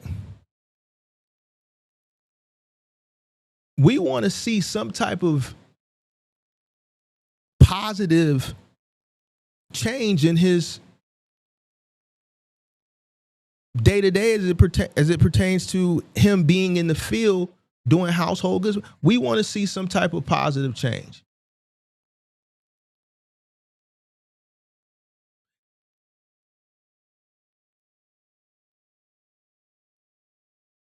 And unfortunately, he's the type of individual that you have to give tough love. A hard head make a soft ass. I'm going to tell you, it's not going to be this guy or it's not going to be me that's going to result with George changing. George going to fuck up the wrong person's shit, and they going to sue the shit out of him. George going to fuck up the wrong person's shit, and they're going to sue the shit out of him. And it's not going to be a dresser. Just like he went into that man's home, a brand new build home. He didn't lay down runners. He drug a dolly up the floor. Imagine a brand new home that nobody's lived in, and you drag a dresser up the stairs with a dolly and tear up their stairs. And this is just, nobody's lived in here. There's no signs of wear and tear because everything is new. That warrants a lawsuit. It's going to take something like that. I already know that this guy or me talking to George is not going to result in change. It's going to take a detrimental. It's just like somebody who fuck around and have to find out. They do some dumb shit. They got to go sit their dumb ass in the county for a weekend. Some motherfucker might not have to sit in the county for 30 days. Some person, it'll take a weekend in the county. Well, at least the county here, Cook County in Chicago. A weekend for them to correct their action. Why? Because niggas running around that bitch shooting Glock dookies and shit. Some of my middle Americans that's watching, they don't know what a Glock dookie is. It's going to be a motherfucker and then they're going to see a motherfucker savage life. I'm not going to go into details, but that's what the county is. All they going to see is a motherfucker running around shooting a Glock dookie or a motherfucker spitting in a nigga ass for a weekend in the county jail because these niggas are savages for them to get their shit together. I don't want to go back to that motherfucker. They see that shit, they going to come back out, they going to be on the straight and narrow because they don't want to go back and have to live like that. That was a weekend. Imagine living like that for 30 days or 2-3 years. Same situation here. It's going to take him, something going to have to happen, unfortunately, for him to get his shit together. For the actions that you took, and then try to adapt those same actions to where I'm at today. Okay. And for those that want to know what a Glock dookie is, that's when a motherfucker is in jail, they shit in tubes. Shit and piss in tubes, homemade tubes in the county. They save it and they store it, and then they shoot that shit at you. So now you got feces all over you. And this is what goes on in the county jail. So what would, besides, your early jobs, what was your first real career job you would consider? I've had so many positions in my life. Sadly, I got involved with Scientology when I was a youngster. Mm-hmm. And that was an unfortunate time. So I kind of was, I lost a little bit of time, about a decade. Of my life. Say you got into what? Scientology? Yeah, I was involved in Scientology for about 10 years. Yeah. Science? No, Scientology. Sure.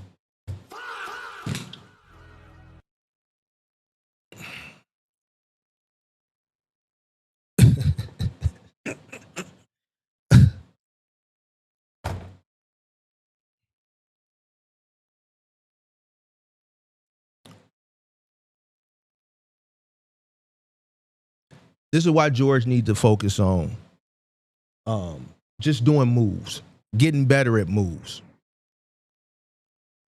Look at his face. The man said he got involved in Scientology for a time. And George don't even know how to read the room. That's why I'm saying, George, go sit your ass down somewhere and focus on moving. George don't even know how to read the room. We get George don't know what Scientology. What's that? What's that? Science? The man, forget the fact that George didn't know what it was. George don't even know how to read the room and finesse himself out the situation.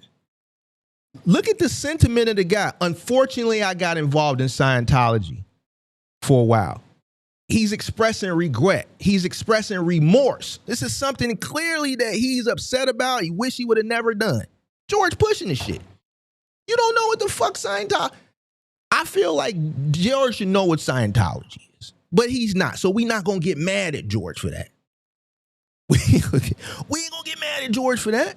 We are gonna hold George accountable for not knowing how to. If you gonna host a podcast and you gonna be the proprietor of a podcast, and something comes up that you don't know, you gotta weave your way out of it. You have to be knowledgeable. You're leading the show.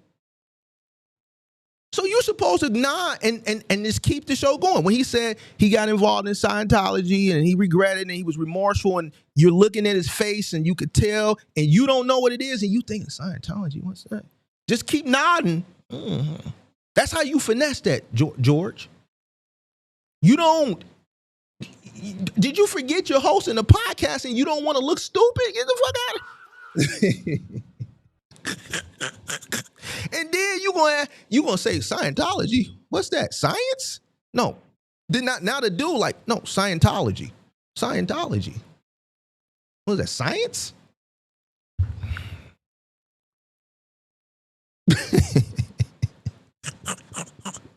Hey, bro, listen, bro. Listen. Scientology? The thing that Tom Cruise and John Hold on, Travolta Oh, he still don't know. Don't act like you know. Hold on. Okay, your jobs. What was your first real career job you would consider? I've had so many positions in my life. Sadly, I got involved with Scientology when I was a youngster. Mhm. And that was an unfortunate time. So I kind of was, I lost a little bit of time, about a decade of my You said life. you got into what? Scientology? Yeah, I was involved in Scientology for about 10 years. Yeah. Science. No, Scientology, Church of Scientology. The thing that Tom Cruise and John Travolta and Oh, okay. I feel bad for the guy. Why? Because you can tell it's uncomfortable for him. Now he has to explain the. Oh my God, Lord have mercy. That's different. Then George gonna say that's different. Look at George's face. no, Scientology, Church of Scientology. The thing that Tom Cruise and John Travolta and Oh, okay. That's different. So, all right. That was one of them awkward moments. This is what you call one of them awkward moments. I feel bad for the guy. Your first career job, how did you get into the movie industry then? What led you from that to this? awesome. I just moved back from California, back to Michigan. Mhm. And I was looking for a job.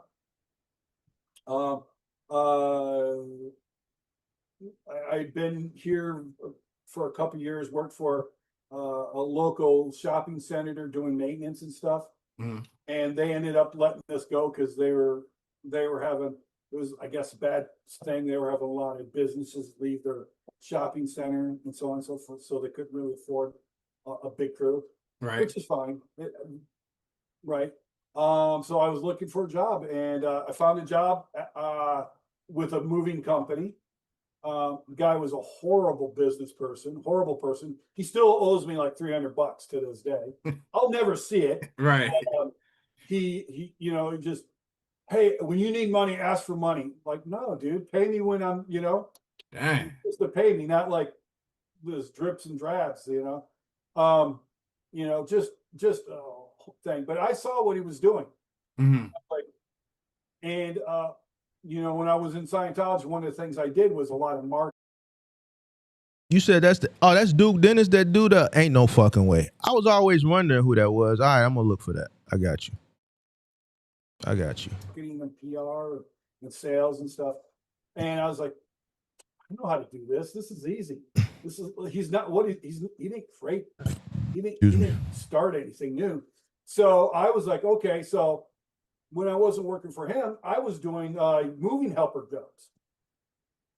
Right. And so I was getting a lot of business and doing my own thing, loading and unloading trucks. Right. Outside of him.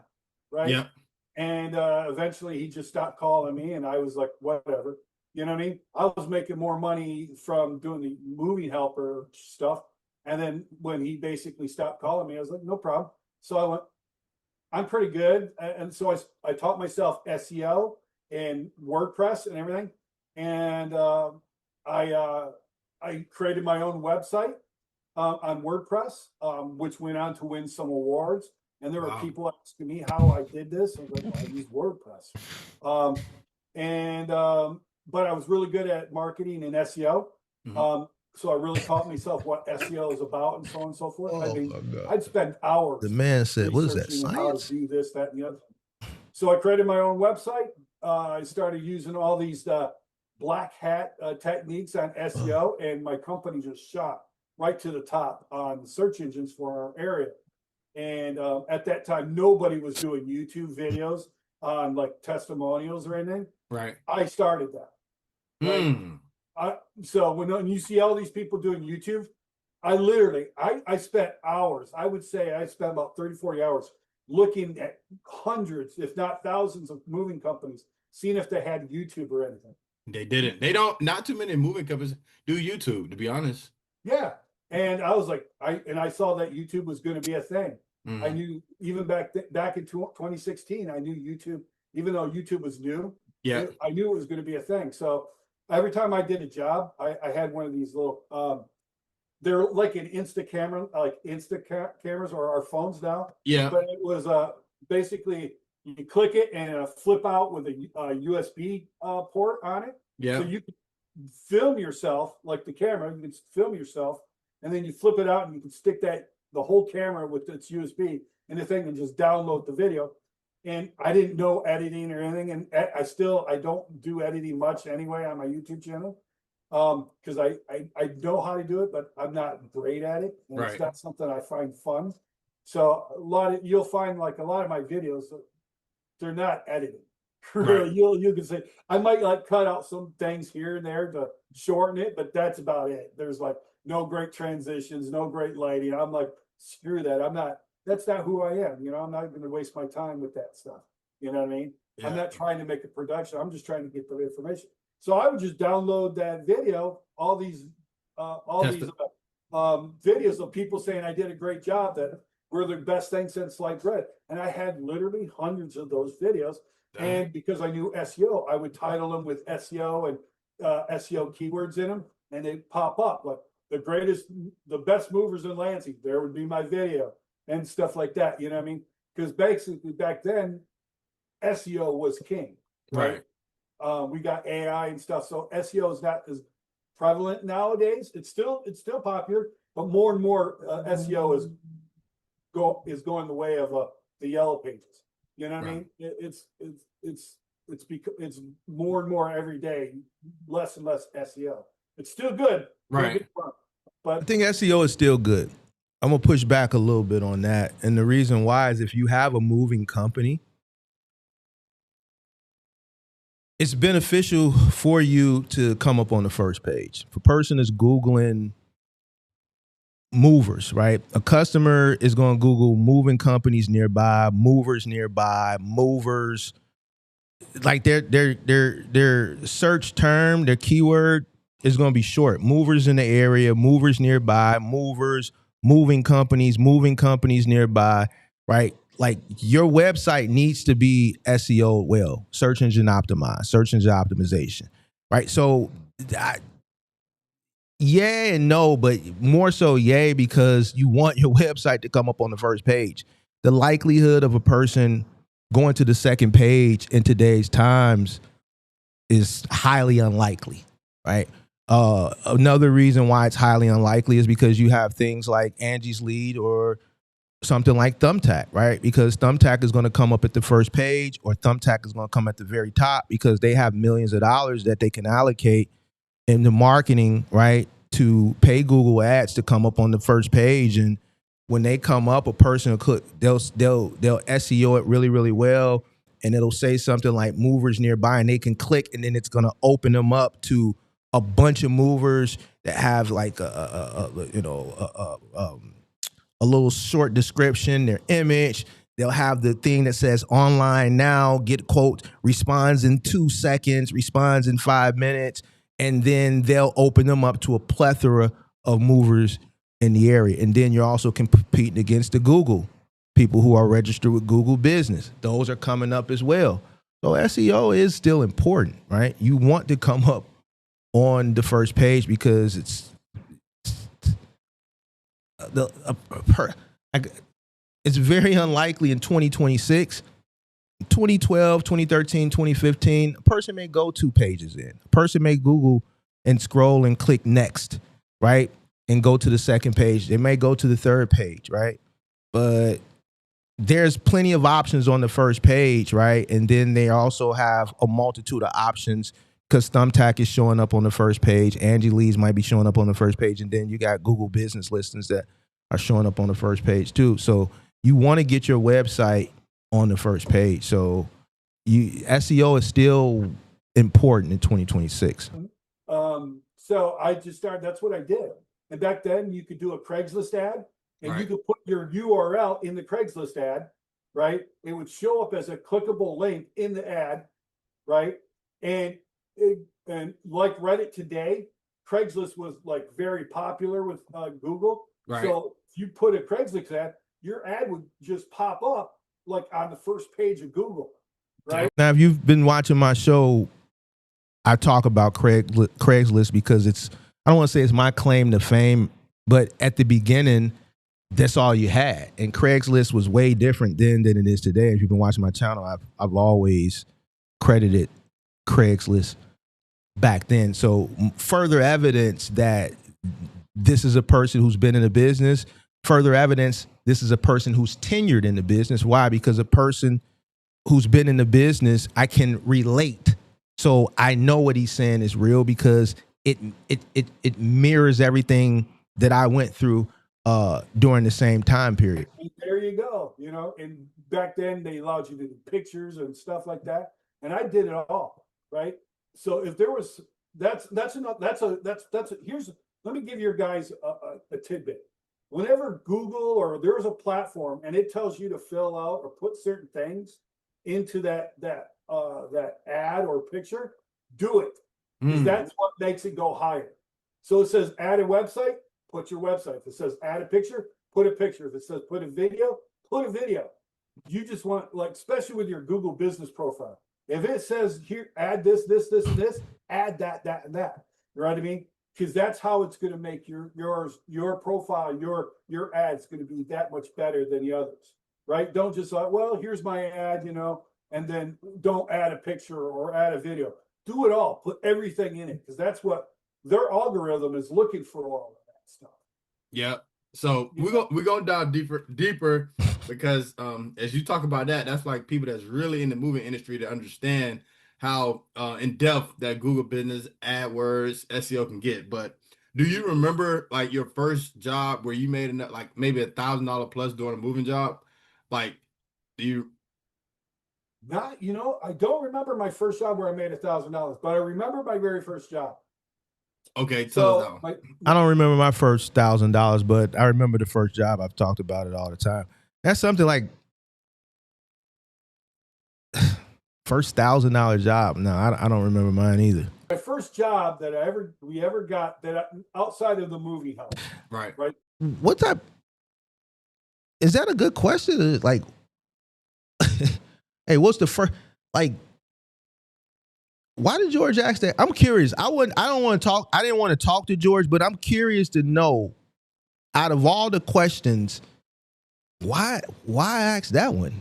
Do you remember your first? That's a weird question, bro. The only one that I generated on my own is I went again to Craigslist. Back then, Craigslist was a big thing. It wasn't the slop that it is today. I've been saying this since I've started my channel. Right. Back then, Craigslist that's where you got your jobs. It was Craigslist. Right. I've been saying this since I started the channel. Facebook didn't have Marketplace, you know. I've been saying that since none of this shit existed. There was no Facebook Marketplace. I don't even think when I first started Facebook, I think it was still just high schools and colleges. I don't even know if it was open to the public yet. If I'm not, I can't remember. But there was no Instagram yet. There was no live streaming yet. YouTube was just a place to upload videos like from family vacations so that you can store them and share them. I always tell people the most viewed video when I first got started was Charlie Bit My Finger. That was like the most popular video, and it was a big thing because it had 1 billion views and it was just literally this kid saying Charlie bit my finger. So this just lets you know how far back I can take you, because I was old enough to remember where, you know, this technology was at that particular time, and it just, none of this shit that exists now didn't exist then. All we had was Craigslist, and you could literally post an ad in first thing in the morning, and you would generate leads and you would generate phone calls from that ad for the whole day going into the next day. So, You know, and Google was, you know, unless you knew SEO, you weren't getting on the first page anywhere anytime soon. So place where you got your jobs was Marketplace, Craigslist. Craigslist, yeah. So I went to Craigslist. I did all the tricks. So I did all these tricks that you could do with Craigslist. Right. And so my ads would always pop up. I realized what was the best times to place your ad, you know, what emojis to use when they started using emojis, the whole thing. Right. And so I posted my ad, put the pictures, I knew you could put a video inside the ad. So I would put 2 or 3 videos, my YouTube videos, inside the ad. Yeah. So you would have literally videos of my success stories, right? The testimonials, and I'd have 2 or 3 of them, right? Sometimes only one, but I would write out my ad, and I wrote all my ads back then. And then I put my link and my phone number, everything, how to contact me, and that's how I got my list. My very first Craigslist ad, I did that, right?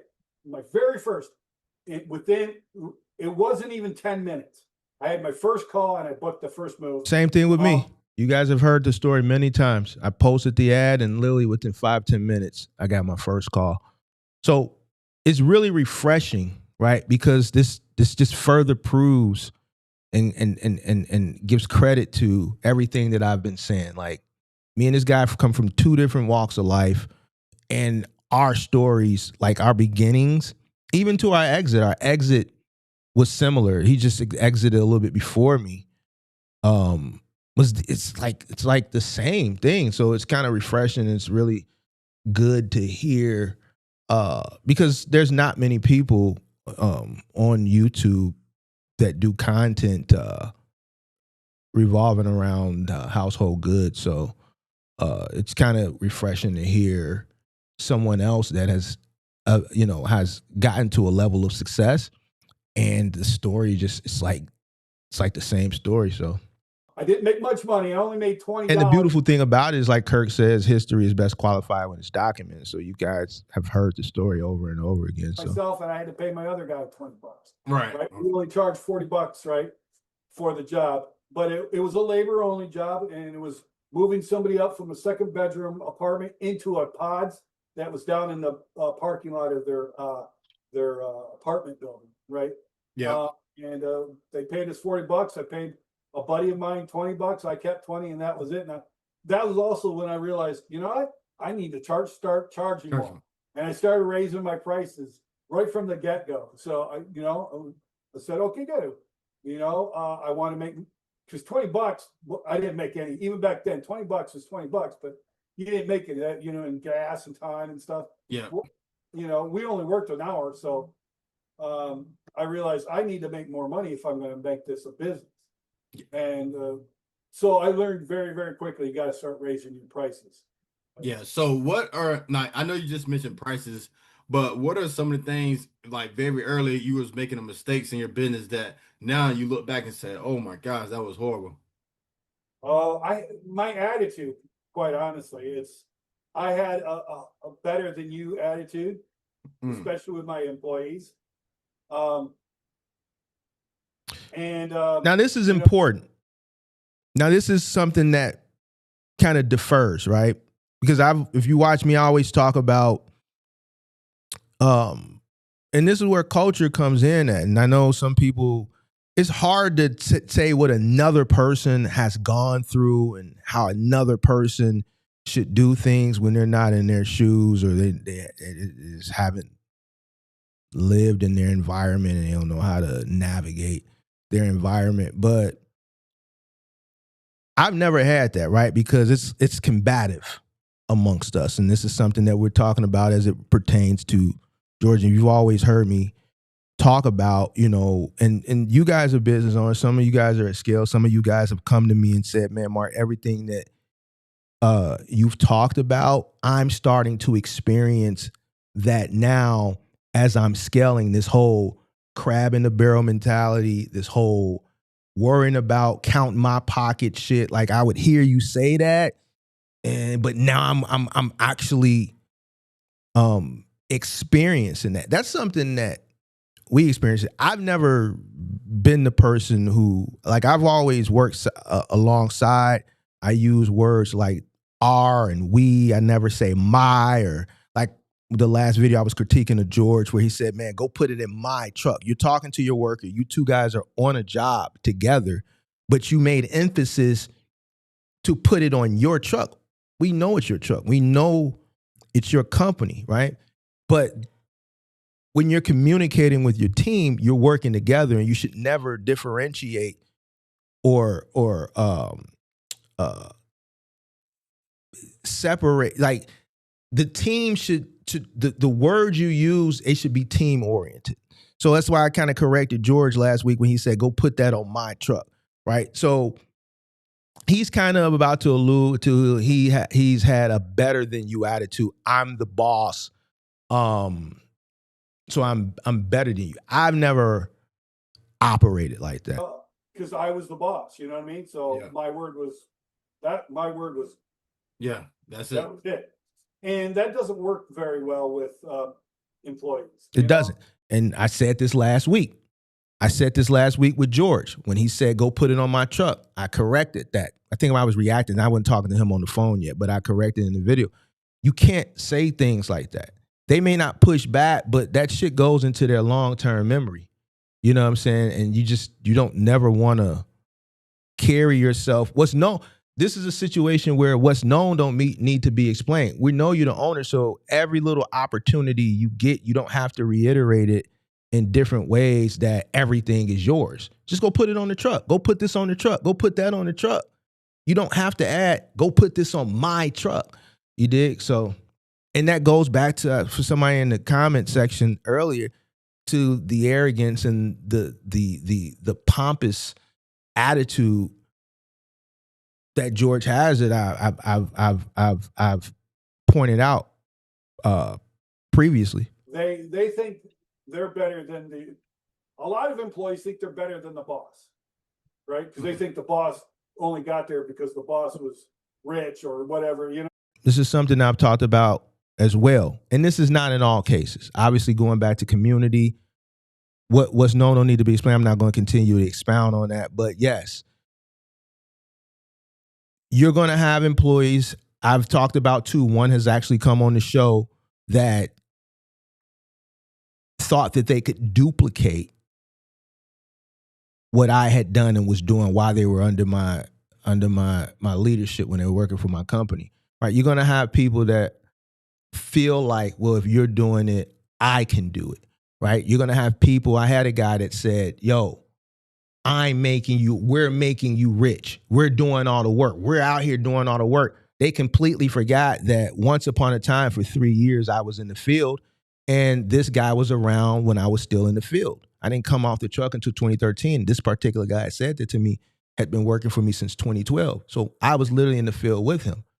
All that memory of me being out in the field building to get to this point is a thing of the past now, because you're dealing with some type of frustration or I told you no for something, and now you want to throw in my face that you're out there doing all the work. Nah, that comes along with it. I mean, yeah. So I put my foot down hard. So that was, I had to learn to like give my employees enough rope to do the job, right?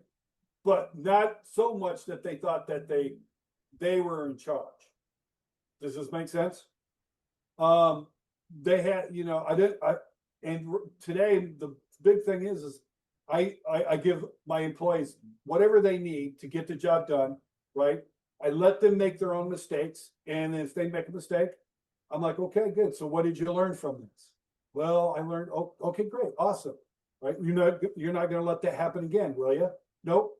So I'm much more guaranteed to make a positive, less toxic work environment that has great company culture that allows my guys to make mistakes, right? That allows them to grow personally, emotionally.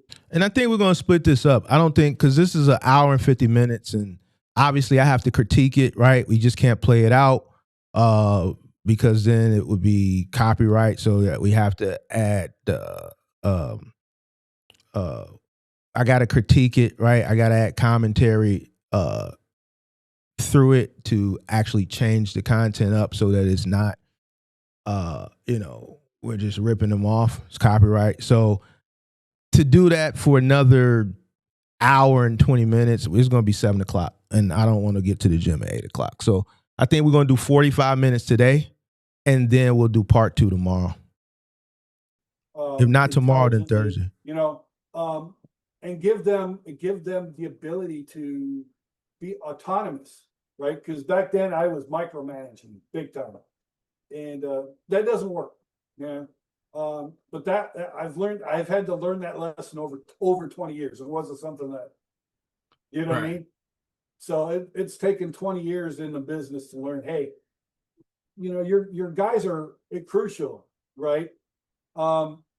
You wouldn't be able to build your business without your crew. Right. You could create a business, you can give people work, but without your crew, you're not going to grow your business. It's not going to get built better. You know what I mean? Yeah. And you gotta treat your crew like they're partners, because they are. In lots of ways, they are partners. You just got to make sure that you're weeding out the bad. Now that's something that I didn't. I obviously I listened to it, but this is something I disagree with. Your employees aren't your partners, and I disagree. You shouldn't treat them like your partners. They're your employees. Now, this could be a culture thing. This could be a thing depending on the type of people you are dealing with based on your environment.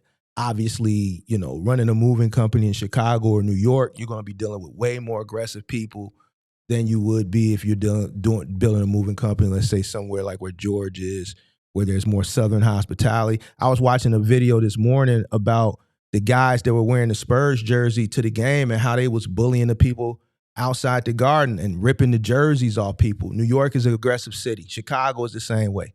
The same shit that they was doing to people last night that had on Spurs jerseys outside the arena, how they was bullying them and picking on them and ripping their clothes off and spitting on them and stomping on them. If we was in the chip, the same shit would have happened here.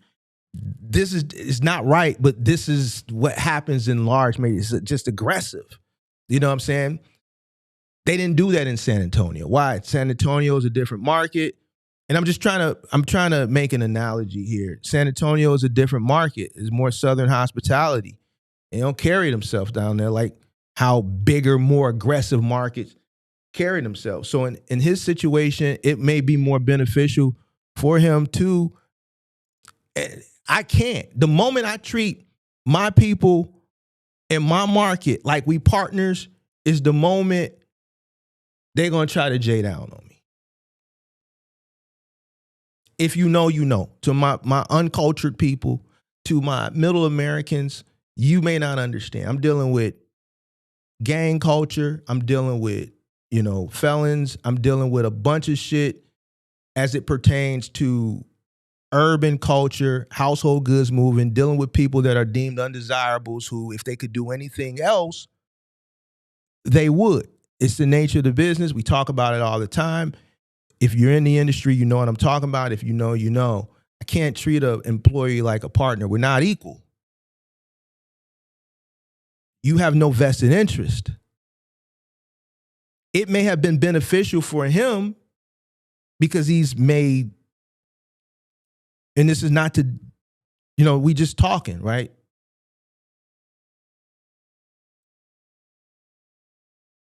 I don't know what type of people he had working for him. So whatever he got to do to finesse the situation from a psychological perspective to get shit done, that's what he felt like he may have needed to do. So with me knowing how to move and navigate dealing with what I'm dealing with, I can't do that. I wouldn't do it no way. But I can understand, and this goes back to kind of what I was saying the other day.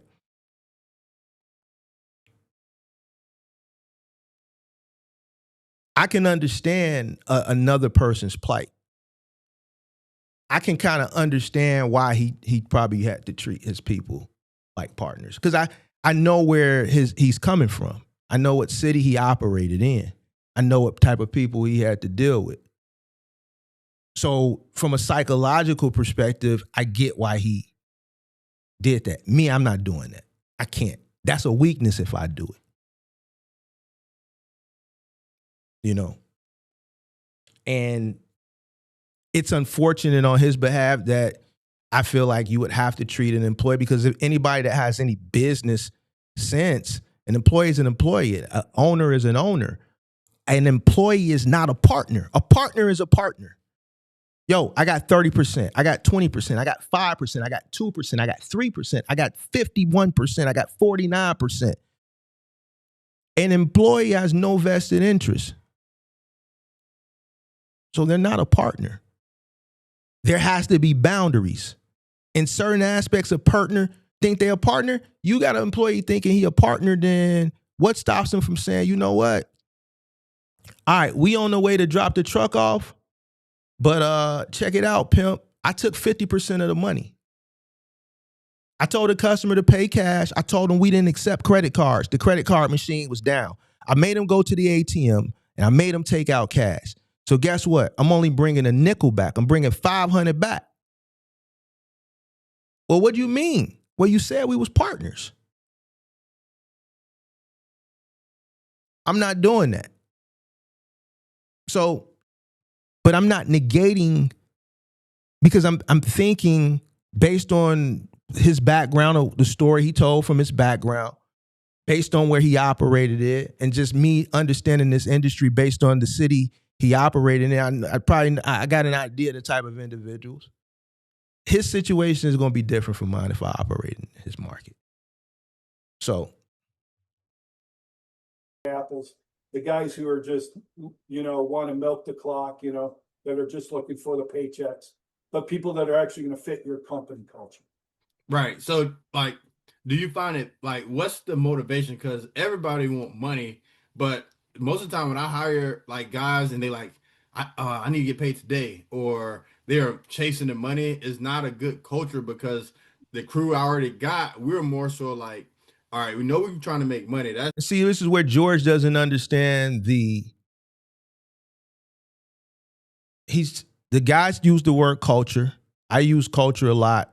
Obviously, people don't like when I use it because they're uncultured. But when the guy said the culture, George says, well, you got people that's chasing money.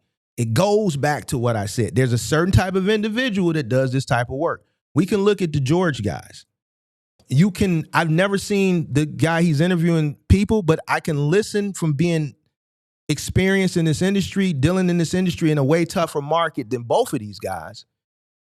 When he says culture, I understand what he means by that, right? I'm not oblivious. George is saying, well, man, you got these guys that want to get paid. Well, that's the culture of the industry, of the type of people that do this work. I know what the people that you hire to do this work is a certain type of individual, and I've discussed it over and over. These are the people they live day to day. Nothing wrong with it. If that's what you do for how you carry yourself, right? Squares. A fifth. Might gamble a little bit. Trey 5. My uncultured people, my middle Americans is watching, they don't know. I'm using certain terminology right now purposely so they can't follow the conversation. They don't know what a Trey 5 is. You dig? They don't know what a square is. You dig? A fifth. You dig? I'm speaking to all the guys. You dig? So these are things that these individuals want to acquire after they get off of work. And they want to get paid the same day. These people ain't waiting bi-weekly. These guys can't wait bi-weekly. These guys can't wait weekly. They live day to day. And that goes back to why the tip is very important. That's something that I think I had to educate George on too, when he was trying to gaffle the guy for the tip. A lot of the movers come to work daily just for the tip because this is the money they need to get through the day. $100 in tips for the day is enough for a tray 5, a fifth, and then some squares.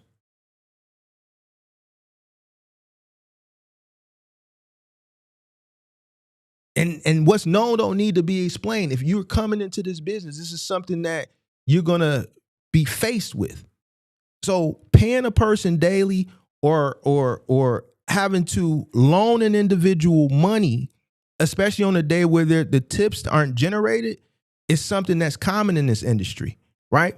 But what you have to do to combat that, make sure that you got guys that are doing the job to the best of their ability. They're going above and beyond, because you're going to have those guys that are working hard and efficiently to get tips. And when someone is slouching, they'll police their own crew. Yo, you fucking up the tip.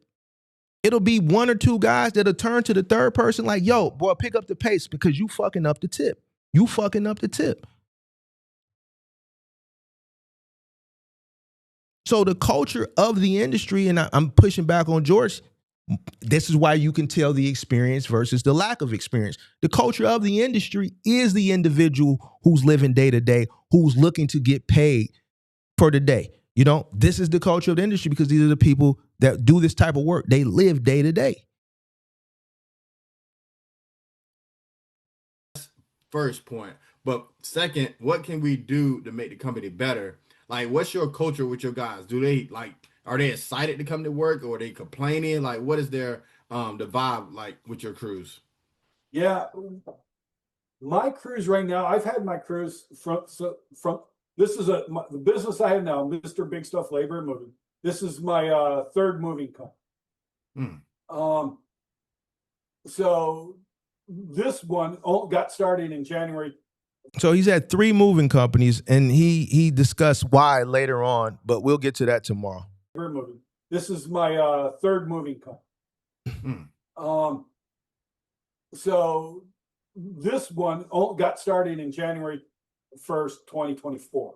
Okay. Right. It was a dare based on some of the people from feedback from my YouTube videos. So he started a moving channel because people were challenging him in the comment section. Whatever. I started this company to prove a point. And one of the things now, so I have employees now that have been with me from the very start. Wow. I'm not coming out of retirement to prove nothing to none of you niggas. You dig what I'm saying? So what I really do is I really treat my guys right.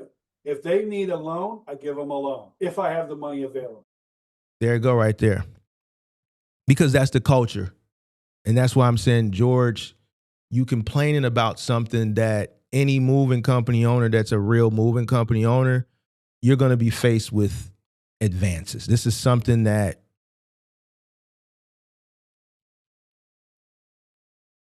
you deal with in this industry because of the individuals that do this type of work, right? They're just not financially savvy people. They're people that aren't financially savvy. They're not saving. They have vices. They smoke. They drink. They may shoot some dice here or there. You dig what I'm saying? So you're if it's a day where they're just not tip heavy, then it's a possibility they could request an advance. So right. They know hey, I need some gas money or I need some rent money. You know what I mean? And if I have it available, I will pay it. I've never had nobody ask me for rent money. The average is $50, $20, $25, $50. No one has ever asked me, Bart, I need help paying the rent. You dig what I'm saying? Hey, if Jay advancing a person that much money, that's risky, bro. Because what if they quit? What if they quit on you, Jay? You know what I mean? because everybody gets in a tight spot, right? Right. Especially in the wintertime. So if I have available, I help my guys out. If they need a ride, I give them a ride, right? Can't give them a ride. I'm gonna tell you why, and I've had this conversation before. Boundaries. Make sure you hit the like button, subscribe to the channel, turn on post notifications. I get why he gives his people rides. I'm not gonna go into details, but I understand it. I can't, nor will I ever. It's not my responsibility to employ you, pay you, and make sure you get to work. Where does the responsibility lie with you? The moment you baby your employees, the moment you lost your company, or the moment you're going to have a hard time because you're going to get challenged. A person will push you to see how far you're willing to go. If you volunteer to do things that are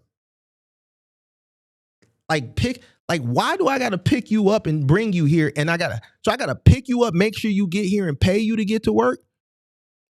I used to take the bus to work. I had a car, but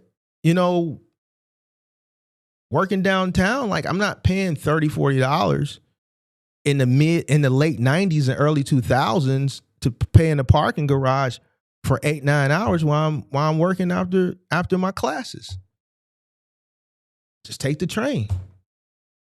Take the bus from school. My jobs never gave me a stipend or picked me up. Why? It's not their responsibility. I gave you a job to put money in your pocket. It's your responsibility to get to work. I'm not picking nobody up to get them to work. I'm just not doing it because I know what comes along with that you're letting that boundary down. You're opening up the opportunity for people to play with you. I get why he did it. I'm not doing it. Never have, never will. I had a guy challenge me one time. This was the same guy and this was the same situation. His name was Head. He would always be late. And I'm like, bro, like, I think it was one day I was just fed up. I think I can't remember if I told him to go home when he got there or I just chewed him out. But he told me I should get him a bus card. I said, why do you feel like I should get you a bus pass? Because I'm working for you. It's your responsibility to make sure I get to work. It's what this motherfucker told me. I swear for God. Everything I love. The motherfucker told me it's my responsibility to make sure he gets to work. Man, I must have cussed that motherfucker. I think I cussed him out. We had a knockdown drag out. It's not my responsibility to make sure you get to work. So I got to make sure you get to work and I got to pay you too, huh? No. So people will try you. And if you let those boundaries down, then they're going to expect it.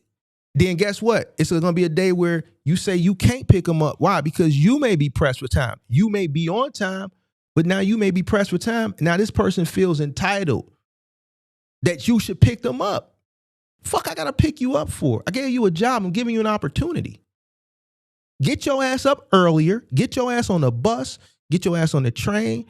Use some of the money that you got paid and reinvest it back into your back and forth to work. Get you a subscription with Uber One. Do something.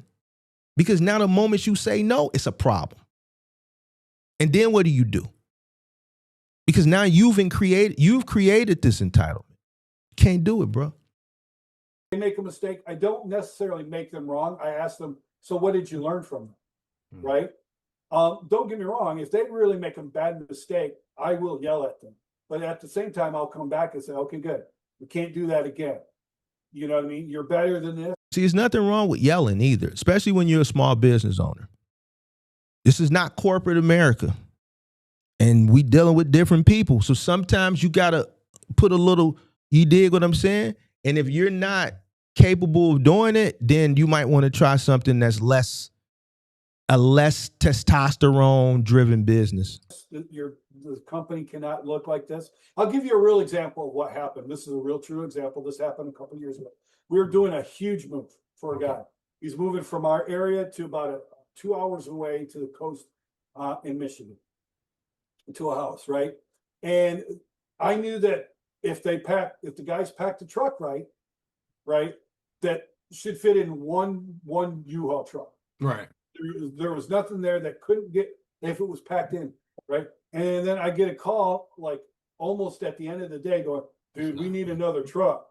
I'm like, what? What are you talking about? I did the estimate. I did the walkthrough. I know what was there. Right. I've got 20 years of experience. I know how to pack a truck. And how You to see pack. why George smiling right there when he talking about packing the truck? You see why George smiling when he talking about he did the walkthrough, he did the estimate? What I really do is I really treat my guys right. If they need a loan, Right. especially in the wintertime, mistake, I will yell at them. What happened? This is a real our area to house, right? And that should fit in one in, right? And then I get a call like almost at the end of the day going, dude, we need another truck. I'm like, what? What are you talking about? I did the estimate. I did the walkthrough. I know what was there. Right. You see his face? Now, why you think he got this dumbfounded look on his face? The guy said he did the walkthrough, he did the estimate. He knew what was there. He knew how to price it out, and he knew what size truck because he went and visually did a visual estimate. And his guys are saying they need another truck. You know why George is looking like this? Because George knows he doesn't know how to pack a truck. We've critiqued George numerous of times, and one of the things that I harp on is the lack of ability for him to pack a truck. He takes 2 trucks for every job because he's incapable of packing one. He doesn't want to learn how to pack a truck. This is why he's looking like this. This is how I know the guy he's interviewing didn't watch George's content. George has this goofy look on his face because George damn, I don't know how to pack a truck. See this goofy look?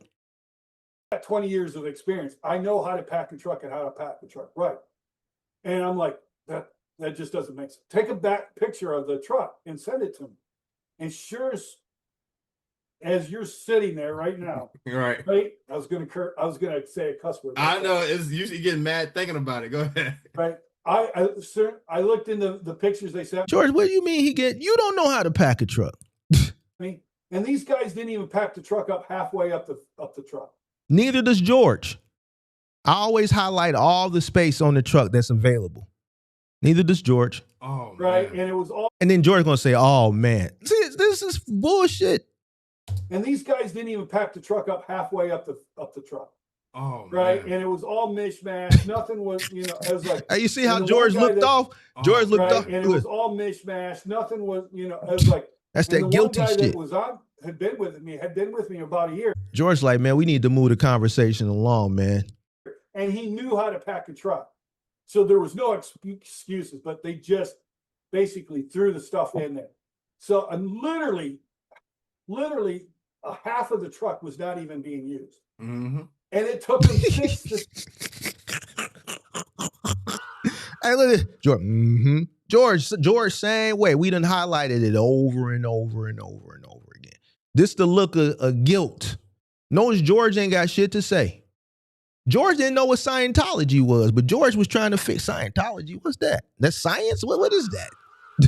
That was the situation when George should have been quiet. Now George need to be scurrying the conversation along because George don't know what the fuck. George don't know how to pack a goddamn truck. That's why he looking. George don't even got common enough sense that don't put the camera on you because your face is See, here's the thing. If we wasn't following George and critiquing George and all this time, we wouldn't know why George looking like this. But since we've been following him, we done reacted and we done seen him pack and do a multitude of different moves, we actually know why his face is like this. Notice he been grinning from ear to ear the whole goddamn time. Now it's a guilty look on his face. This is a look of guilt, ladies and gentlemen. This is the look of guilt and pity. I don't know how to pack a truck. He talking about me. That's what George saying in his ear. 7 hours to load that much. And so I'm hot. I'm like, and then you're telling me, and where I should have made thousands of dollars, I ended up losing money because we had to get 3 different trucks, 2 different, had to do it over 2 to 3 different days, right? It was all, and I had to pay for it because I had promised my customer a certain quality, right? And I can't go back and say, well, I'm Mr. Customer, they screwed up, so you got to pay for it. That's not how I work it, right? And so I should have made $2,000-3,000. Yeah, it should have been like almost $3,000. I ended up not making a dime after payroll, truck rental, gas, all that.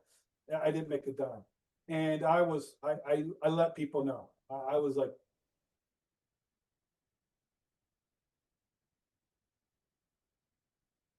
Now this is a part where I was in the gym yesterday, and I'm literally, it was leg day, so I'm in the middle of a set, and then it just stopped talking. So once I finished the set, I go in my phone thinking maybe the Wi-Fi something was tripping, and I'm like, what the fuck is going on? But I see the time is still ticking. So I'm like, wait a minute, the time is still rolling. Bro. What the hell? Then George pop up looking all Jay. crazy. Look at him. Bro. Jay.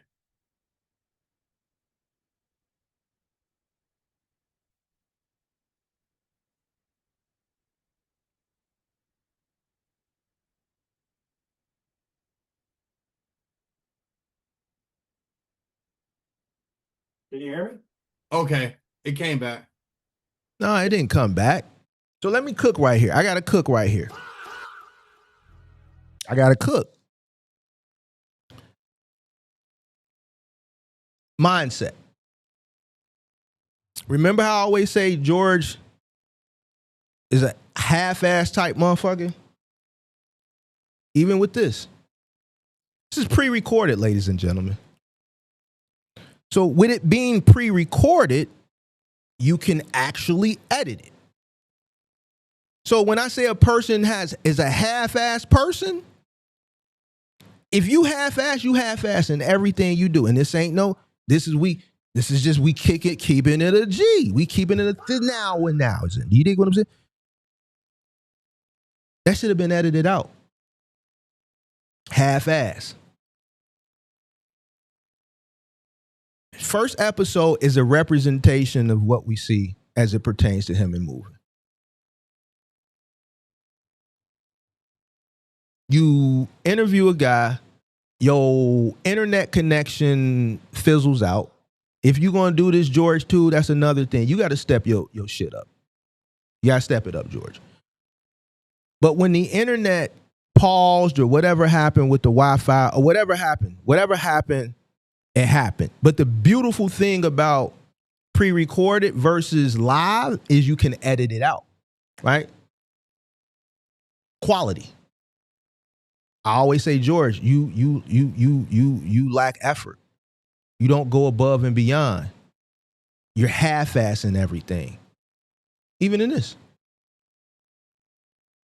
You do an interview where you got a guest up. You want it to be clean, especially if this is a first episode. You want it to be a good representation of you. You want your guests to be represented correctly as well. It takes an hour and 50-minute interview. You go back, you watch it. Something like this you remember. You make sure you go back. Let me go edit out that dead space where the internet went out. Mindset. A person who strives for perfection, they're going to strive for perfection in everything. You are who you are. Why am I spending time on this? He is who he is in everything. What you get in moving is what you get in this. Lack of effort. I don't know what happened there. Okay. I might have to. Oh, I can edit that. Okay. You good? He says he's going to edit it. Now, he said he's going to edit it, and he didn't edit it. Why? Lack of effort, laziness, half-ass. So now you got two different things, two different industries, two different entrepreneurial endeavors where we see the same lack of effort. You are who you are. Anyway, so I was trying to move this guy down from here to down the. And when people say live streaming is easier, or to content creators, they say, "Oh well, live streaming is easier than pre-recorded." No, it's not, because live streaming is live. You got to be on the cusp with everything. You have to be able to engage for a long period of time. You got to be witty. You got to be cunning. You have to be quick. You have to engage. You have to always be thinking ahead, and you have to hold an audience. Live streaming is way harder than pre-recorded, because he can go back and do what he didn't do. You can go back and you can edit things. You can say things over and over and over. You can get it right. You can cut and start over. You can't do that with live streaming. So even with a situation where he's pre-recorded, he's not putting forth the effort, yo. So Indianapolis, down to Indianapolis. And it was a big job. It ended up being 2 trucks, and I came in and I packed the truck for him, and they quickly learned, oh, he knows how to pack a truck. He's no joke. I know how to do every single job there is on a moving business. So I packed a truck, and they were like, oh my goodness. Now, this is something that I tell George all the time. As an owner, you should know how to do every single aspect of the moving business. What does George tell me? When I told George this all this times, what did George tell me? Well, I ain't never worked for a moving company. I never did moving until I started the company. Every time I told George, you don't know how to pack a truck. George, you need to learn. Well, I ain't never did it before. So you supposed to know it. You the owner. How can you train somebody else how to be successful if you don't know how to do it? Every single time. But this guy says the same thing, and George says nothing. We did pack this truck. I was like, yeah. And I did tell the customer, hey, we most likely are going to get it on one truck. There's a potentiality I'm not going to be able to get it all on one truck, but it's going to be really close. But if we do have to get another truck, I'm only going to charge you for the truck expenses, for gas in the truck. And they're like, yeah, cool. Right. So I came to that point and said, Mr. Customer, we are going to have to get a second truck. But again, I'm only going to charge you for the truck. And he's like, yep, you told me that. I understood that. So we went and got our second truck. I loaded that truck, and we drove it down to Indianapolis and unloaded it. The customer was very, very happy. And the guy that's with me now, who I'm grooming to take over the business, Right. He's like, dude, me and my friends and we all thought you didn't know what you were talking about. You didn't know, you were just a guy booking the jobs. I'm like, no, I knew how to move. Yeah. I could drive a truck. I could parallel park a U-Haul truck. Wow. Right? So yeah. I know what I'm talking about. I know what I'm doing. And he's like, yeah, we were really impressed. And thank you for coming out. So it took a couple of times of me going out there and showing them how to do it. Right. But that was me listening to my crew going, okay, good. So we had this bad experience, and they're like, hey, we could use some real guidance. So fair enough. On these big moves, next couple big moves, I'm going to show you how to pack a truck. And they watch me. And there go that face again. You know why? I believe at this moment he's thinking like, man, Mark been telling me all of this shit. Right? Because remember, this is May 30th. We've been cooking George since February. Right? Right here, it's different from a lot of the other moments in this, what we've seen so far. He's in deep thought here, because he knows he's guilty of all of this. He's probably thinking, man, Mark done told me this. He's probably thinking, man, I hope this guy hasn't went and looked at any of my content, and at some point in this interview, is he going to hold me accountable? He's thinking one of those two things right here, or maybe a combination of both. Now I know that they know how to pack a truck with no problem. Right? Yeah. So that's what I learned late. Recently, we've been having a lot of accidents, like maybe you taking a couch in the house, you're scratching it back off against the wall. So he pivots from packing a truck to accidents.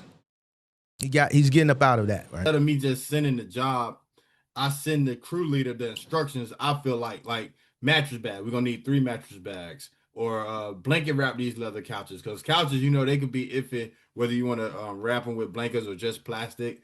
And recently, the plastic ripped and left a black mark on the white couch, and the customer was very upset. So it's like I need to send instructions along with the job now. Yeah.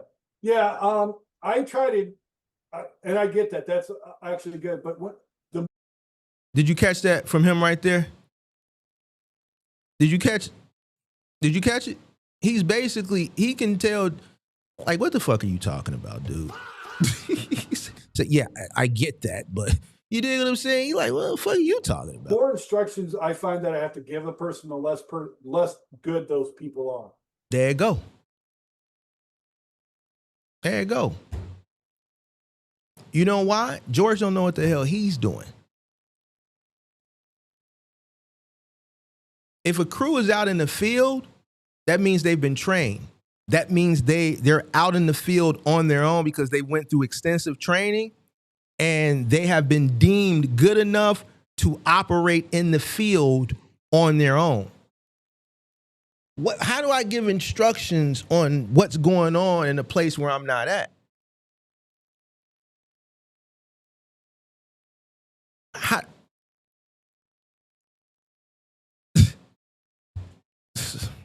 That's why he's like, okay, I get that, but So I try to weed those people out of my business. I want people who can think, right? Who can actually be taught, right? And when I say do something, they do it. When I say, and you know why George said the goofy shit is because George doesn't know. Therefore, he can't train. So he set himself up for that awkward moment.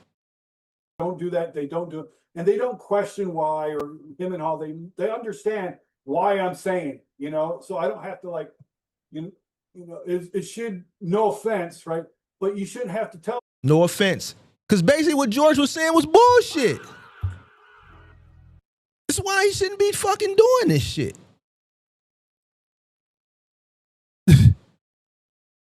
Anybody that's been in this business is not going to sit up here and listen to this shit. You're supposed to be interviewing me. You're supposed to be whatever.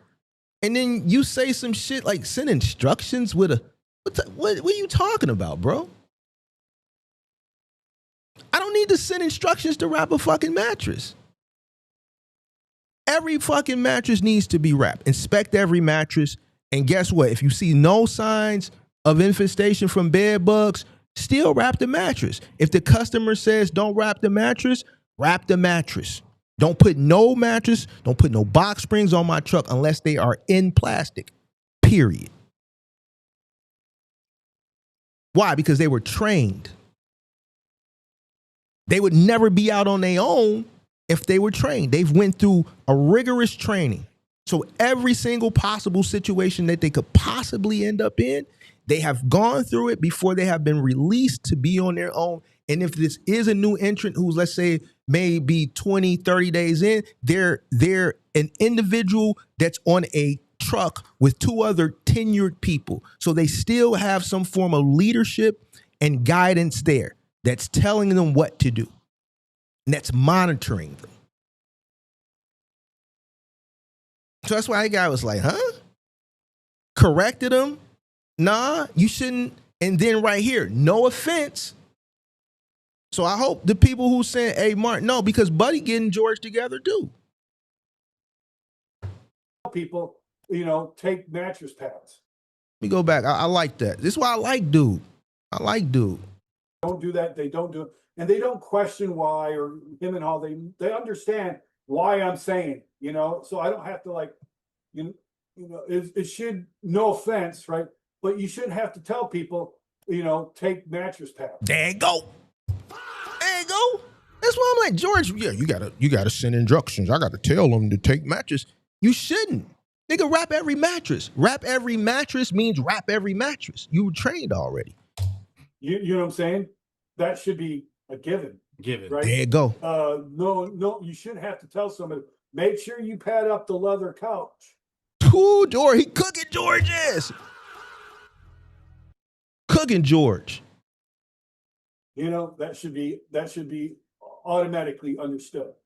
So although I'll give those guys a chance, but if they've done a move for a couple months and they don't know enough to bring tools, right? Or the equipment, they're gone. I mean, it's not rocket science. I'm only asking of them to do a good quality job based on their experience, right? Yeah. But if they can't be taught or be instructed, especially if they can't be taught or instructed without having some sort of attitude, Right. you know what I mean? Then I have to get rid of them, because the company culture is about I would rather have 5-star review than a profit.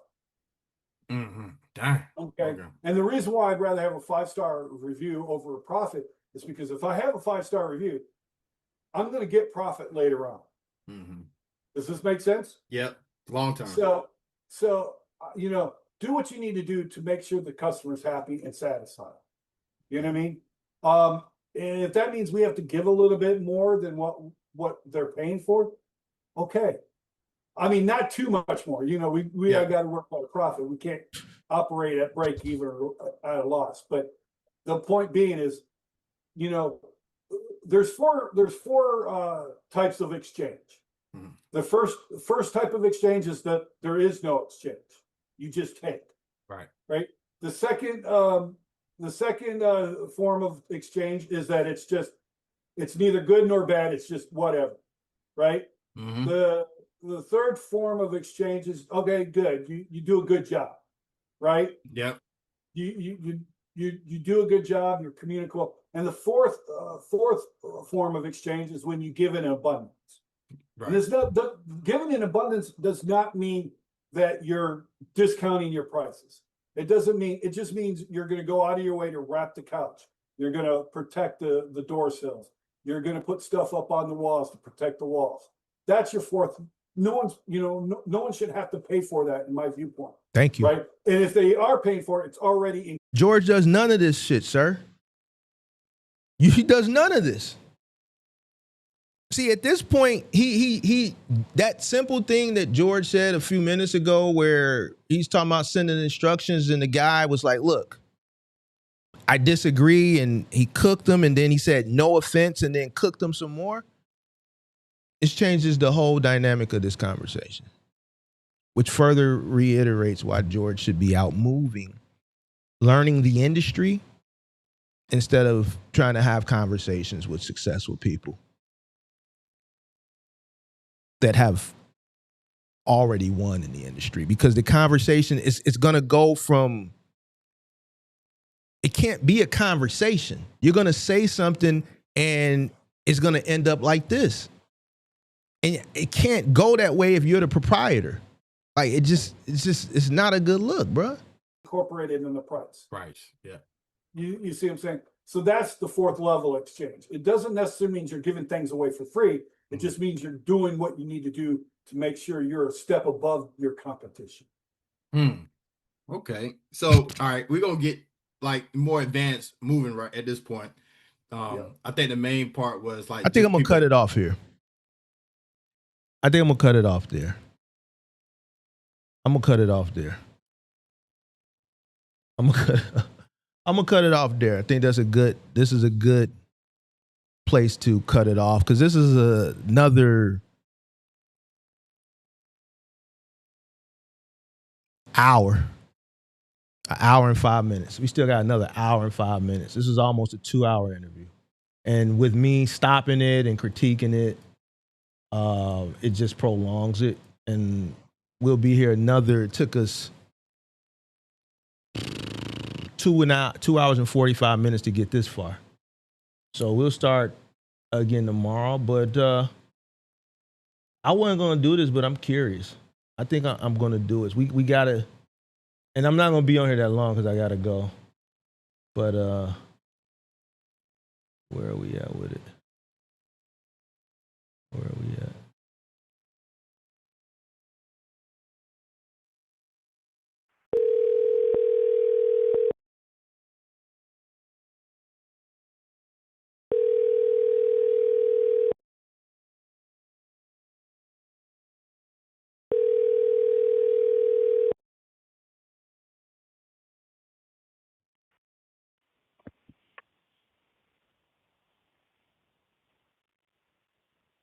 Hello?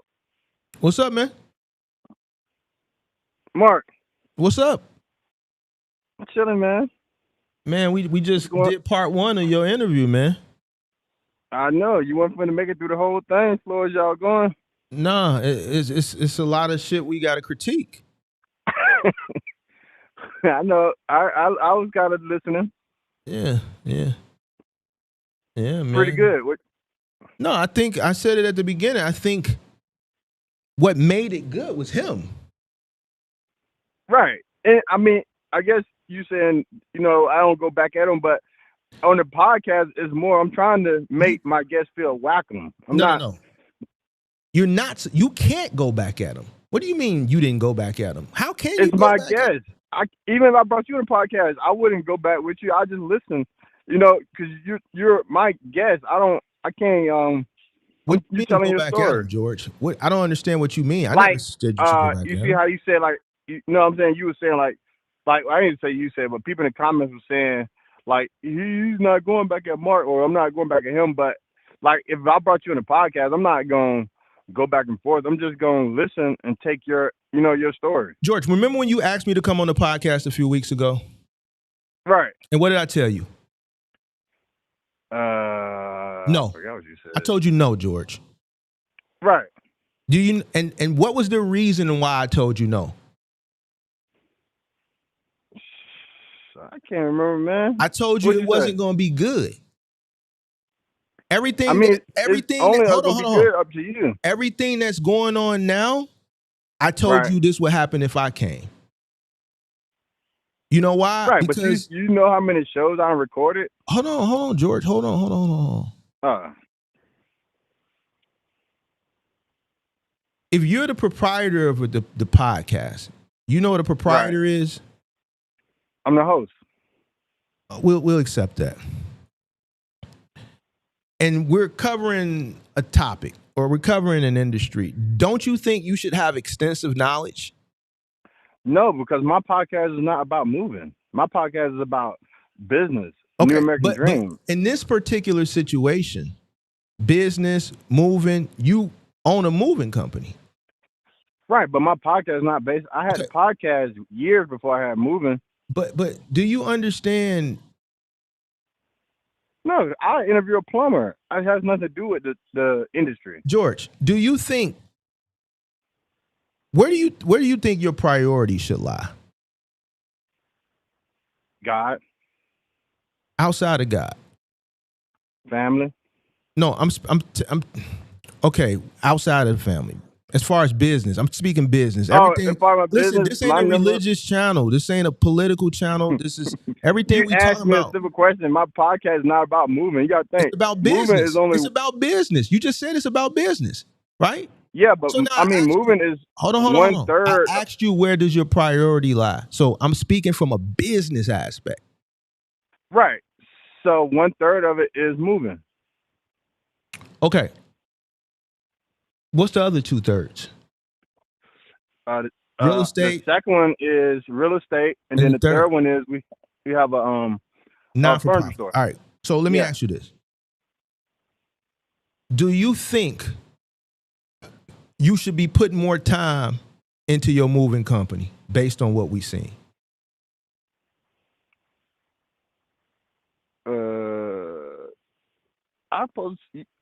I mean, That, yeah, You answered. That's that. You answered the question. right. Just you not answering it or thinking about it. That's not something I would expect from a business owner, especially a business owner that has been critiqued and way more negatives have been highlighted than positives. Some serious negatives. So I would have expected you expeditiously to say, yeah, I should be spending more time learning the business of household goods moving. I mean, yeah, definitely, because that's the industry you care about. But you got to think, when I go do real estate, they don't care about moving. When I go to the furniture store, What does that have to do with anything? because all three of them are part of my Okay, life. but we're speaking on one thing, right? We're focusing on the moving. Don't you want to have a successful moving company in all aspects, right? Do Right. you or don't you? I do. Okay, So I've highlighted a lot of bad things inside your company. And these aren't things that can be corrected over a period of time, right? Like morale. Right. Let's say if I noticed the morale in your company was down, you can't change the morale of the company overnight, right? That's Right. something that's going to take time and it's going to take work, right? You may have to fire some people. You have to find the root of the problem. Whoever is the main contributors of lowering the morale, you got to find those individuals, get rid of those individuals, cut them out, and then build morale. That's something that takes time. Not wrapping a mattress or not covering a mattress is something that could be, man, Mark critiqued me yesterday. He got on me yesterday. Going forward, we covering every mattress. That's something that can be corrected, should be corrected instantaneously. It definitely is. It's not, because we've critiqued content going forward. There have been dates that have been said that have happened after the critiquing has started, after the conversations have started. And we're still seeing the last video was done after the conversations, and there's mattresses that were not wrapped. You threw them on top of the couch that weren't wrapped. You drug a dolly upstairs. Not only did you drag them upstairs, which is a no-no, this is a new build. This home nobody ever lived in. This is a brand new home.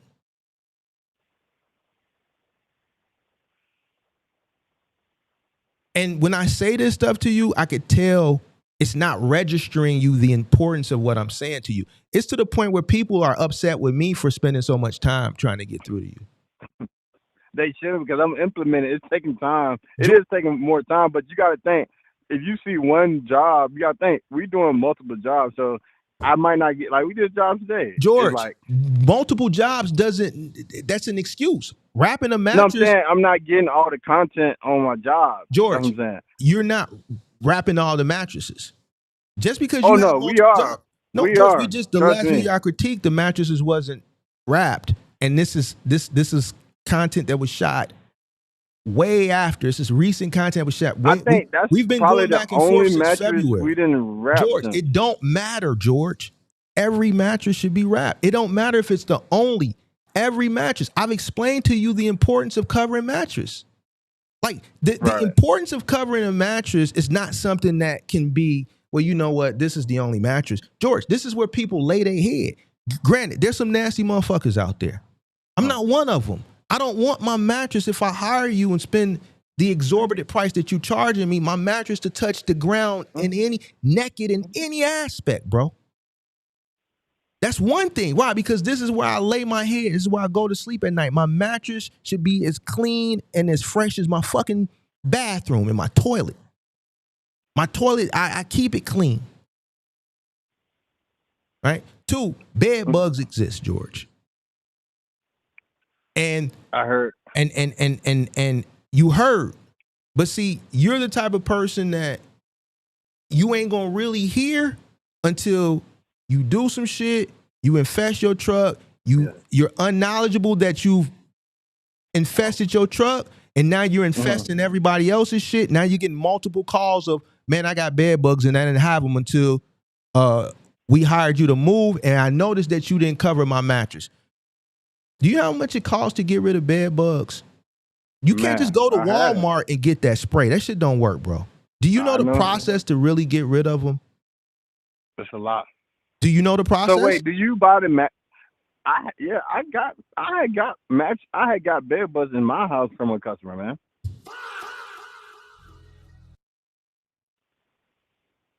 So you mean to tell me you have done a move? Now this is great. This is great. See, this is why I have these conversations. Everything that I've been telling you to prevent getting bed bugs has already happened to you, but yet and still you refuse to do it. Hold on. Bed bugs get on your clothes Yet and still you refuse to do what's been your best decision. You nasty, George. You a nasty you nasty. You're nasty, George. Listen. Yeah. You say, yeah, I know. But no, it was a lot to get them out. So like I think it got on my clothes though, because we go in nasty houses. So you can't just say. I mean, it definitely on the mattress, but and if you doing junk removal and all that, you got to get off your is why clothes I say before you put them in shouldn't the hamper. cross contaminate. This is why I say don't do moving and junk removal in the same vehicles. I say this. So and I'm glad thank you for admitting that. And I hate the fact that we've been communicating for 4 or 5 months and you're just not saying that. But this is why my subscribers are mad that I'm pouring so much into you. And Sincere, one, I hope you're watching this. Because Sincere likes to champion you. So Sincere, one, I hope you're watching this. Here's an individual who I've taken under my wing. And one of the main things, if you watch my channel as it pertains to household good movers, and I'm very, very serious about the mattress thing because I understand, like, the bed bug thing is serious. And now you're telling me you've gotten them from a customer, you've taken them home with you. Everything that I tell y'all to do to prevent it from happening has happened to you. And not only has it happened to you, the same thing, the same reason why it happened to you, you're still doing it. We just watched you put mattresses on your truck. You continue to do junk removal. You continue to put mattresses on your truck without covering them. Why, George? Why? Well, I've been getting on them, so hopefully you should never see that again. All right, so let me stop right there. You said you've been getting on them. Who are you talking about, George? Your workers? Yeah.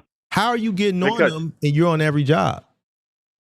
Well, I wasn't at that job. I wasn't there on time, so they had already loaded the mattresses on there. But some guys don't work every day, so that's why I get on Amar and Nard, because they know, they watch your show too, so they see. I'm like, listen, we got to do it like this right here. You know why they did it, George? You know why they did it? Why? Because you ain't trained them. Just like the guy said, and this is why you should be focusing on your moving company instead of doing a podcast. See, the reason why I can sit here successfully for the past 4 years and just talk shit and swallow spit and do it without challenging early on when the people challenge, I could destroy everybody, is because I have the knowledge, the experience successfully. It's a reason why I harp on fucking bed bugs. I've never had them. By the grace of God, my company has never had them. Why? Because I get the heebie-jeebies, bro. I don't like fucking bugs. I don't like bugs. I don't like that shit. So I'm hard on. I've always been hard on that shit. Anybody that has worked for me to tell you, I don't fuck around when it comes to mattresses. All it took was one conversation with a company owner that told me that it happened to them and everything that came along with getting rid of them, plus the claims. And I said, from this moment on, thank God that it hasn't happened. This was very, very early on for me. Mm-hmm. I did everything in my power to prevent, and I can say successfully throughout all my years, I never had one issue of bed bugs because I trained my guys first to go in the house and look for them. I wouldn't call 45,000 fake subs successful. This guy says 45,000 fake subs. I didn't say successful channel. I was talking about moving. But my channel took 4 years to get 50,000 subs. And well, you said you're just clowning, but no, I want to expound on that. When I started my YouTube channel, it was 2022. It was coming out of the height of the pandemic, but there was still a lot of influence in the space. So a lot of my subscribers came 2022, 2023, 2024, and it's tapered down. I was getting about average of 2,000 new subscribers a month when I first started. And then over the years, it's tapered down. Right now, I'm getting less than 1,000 new subscribers a month. So my core subscriber base came 22, 23, 24, 25, 26. It's been going on a downward trend. Subs are real. A lot of the subs are dormant, right? Like most YouTube channels. I was watching Anton this morning. He has a 1.4 million. There was 1,500 people in his chat. A lot of subs are dormant. They're not in the business anymore, but they haven't remove the subscription because they're probably not getting recommended the content. But I don't pay for subs. I would never waste money on that.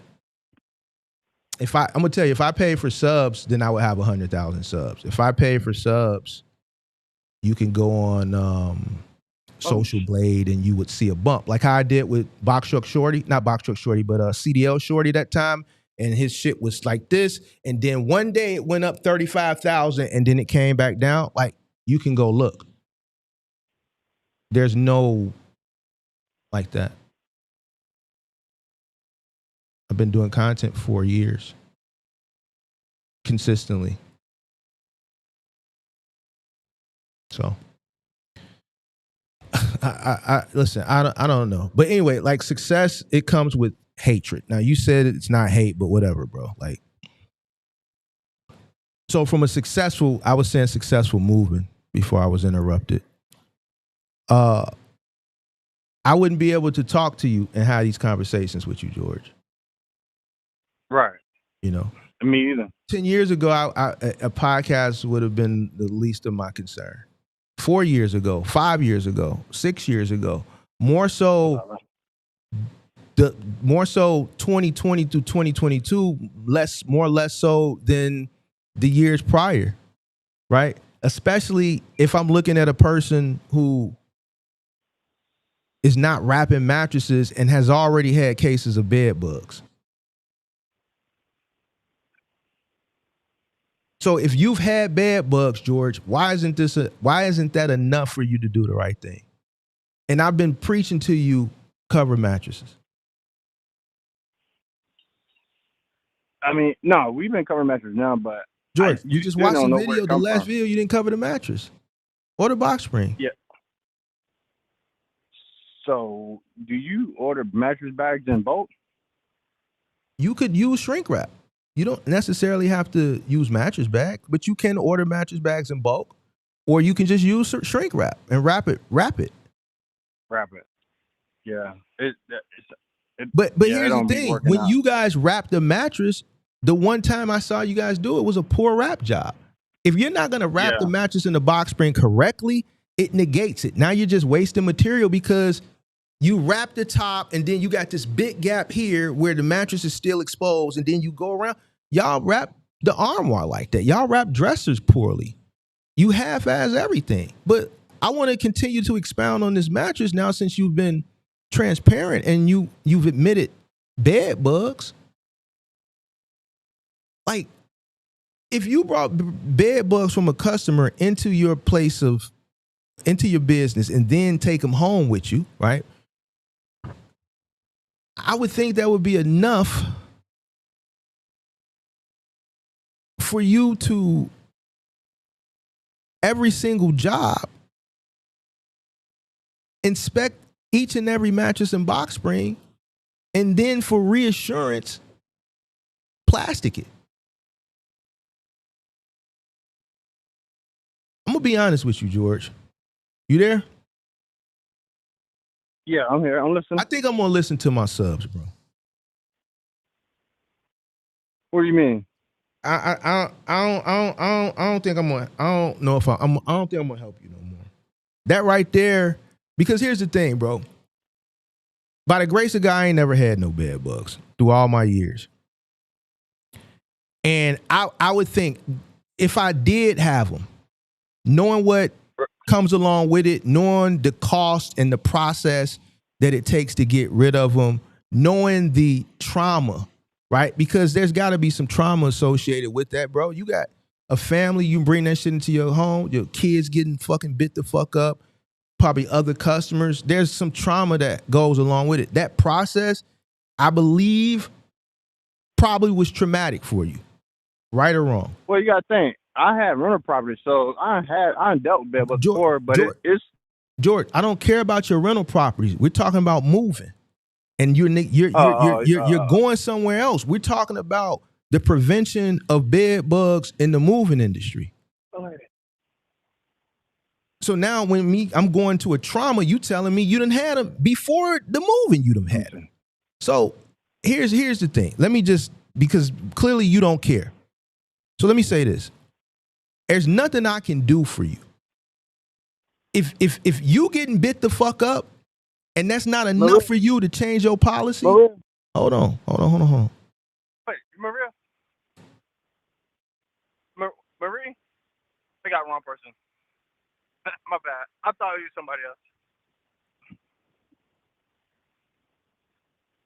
If you there? Listen. If you getting bit the fuck up, Right. and that's not enough for you to immediately make changes, then there's nothing nobody can do for you, bro. You doing the same shit. So to me, bro, that shit happened to me, bro. Nigga, we changing everything immediately, and from here on out, we strict on this shit. Yo, you telling me, man, well, I've been talking to these guys. What do you mean talking to them? They work for you. They should be trained on how to inspect bed. Every house they go in, they should look in the seams. The bed bugs bite you. They crawl to the seam. They die. And once they get to the seams and they die, they stick in the seams because now your blood is drying them up and it's making them stick to the seams. Hello? I'm listening. I was in the car ride. That's when you called. I think I'm gonna finish the reaction tomorrow, bro. That right there, bro. I give up, bro. I'm implementing what you said, man. I think no. Listen to me. I don't think you understand what you said. How that just changed everything. You mean to tell me you done got bed bugs before and you still putting mattresses in your truck without wrapping them? That just says a lot about you, George. To the point where it's just not even, it's not worth my time, bro. Right, but bed bugs jump, so they can get on your clothes, anything. So it doesn't matter about. I don't know about bed bugs. You go in a house with bed bugs, George. I don't know about bed bugs jumping. Well, I'm trying to tell you, that's what I'm saying. I had dealt with bed bugs before. They don't have to just be on mattresses. Once they in the environment, they jumping on every single thing. So if you walk in a house and you move somebody and they got bed bugs, it's on your clothes. George. So if you go home and put your clothes in the hamper, you got bed bugs. Okay, so listen to what you just said. Anybody that watches my channel, they'll tell you. What do I tell you every time I'm in the field on a moving truck? What's the first thing I do when I come in the crib? What you just said is something that I tell people don't do. Right, and I know more. Hold on. And what is that? What? You just said it. Exactly what you said is what I tell people I don't do, and you shouldn't do it either if you on a moving truck. This is how I know you watch, but you don't listen. What did you just say? No, I'm talking about as far as the clothes. When you on a moving truck, the first thing you do is you drop your shit at the door and that shit goes right in the wash machine. I say that shit all the time. I say don't sit on anything in your house. Don't sit on your bed. Don't sit on your couch. I say if you're on a moving truck, you drop your shit at the door, that shit goes right in the wash machine. If you don't have a washer and dryer, you put that shit in the tub. You fucking fill the tub up with some detergent and some water and you scrub that shit, scalding hot water. I say this shit all the time. You don't put your work clothes in the hamper, bro. This is why I could go so many years and not have a single case from my trucks, me, the employees, because of the training. A person only knows what they know. If you don't seek the knowledge and be a leader, right, and tell people, look, sometimes you got to scare people. Look, take your clothes off when you get to the crib, bro. Put that shit straight in the wash machine. Don't sit on your bed. Don't sit on no couch. Don't sit on no diner. Don't sit on no chairs. Don't do nothing. I've been saying this shit since I created the channel, bro. So everything I tell you is that you rebutted it. You didn't do the guy like that on the channel. The shit you just told me, if you move into a place and you ain't got roaches, and you a nasty person, you eat pizza, you don't put the scraps in the garbage, you leave food out, you leave crumbs everywhere, and then you get roaches, right? And you realize why you got the roaches, because you nasty, you leave food out, you leave shit, or you get mice or whatever, some type of infestation. You leave everything behind, you start fresh over in another place that is rodent and infestation free. You buy all new furniture. Do you implement the same habits that got you the infestation previously, or do you change? Change. Okay. So if you got bed bugs from doing this work, why are you still exhibiting the same behavior? Well, like I said, bed bugs, because we go do junk removal. They get on your clothes. So Okay, I was doing- George, I don't do that no stop more. right there. I say the same thing. Why are you cross-contaminating your trucks? Why are you doing junk removal and household goods in the same vehicle? I say this shit all the time. And you know what? People, they ignore it. Why? Because they thirsty. Why are you putting junk in the same vehicle that you're putting someone's? You got it, George. Well, we don't do like the real we just do furniture. George, there's a lack of integrity. Right, but I'm saying It if don't I go in your matter. house and George, move it, stop.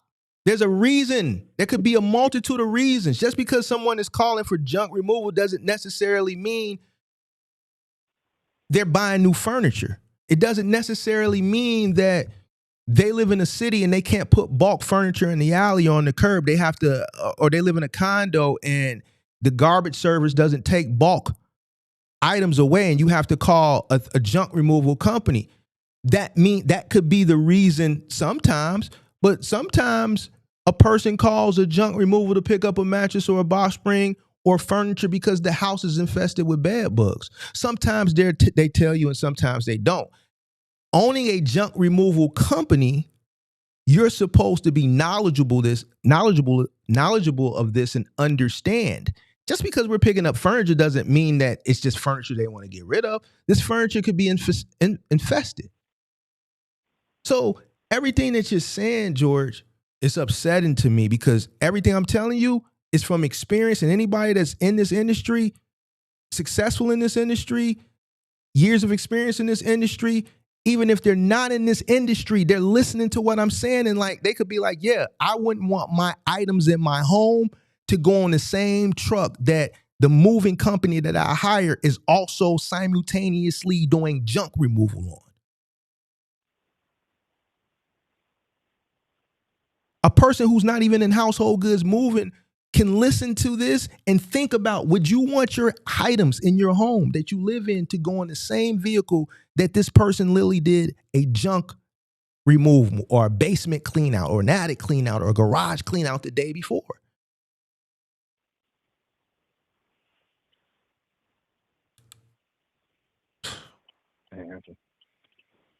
You got it, George.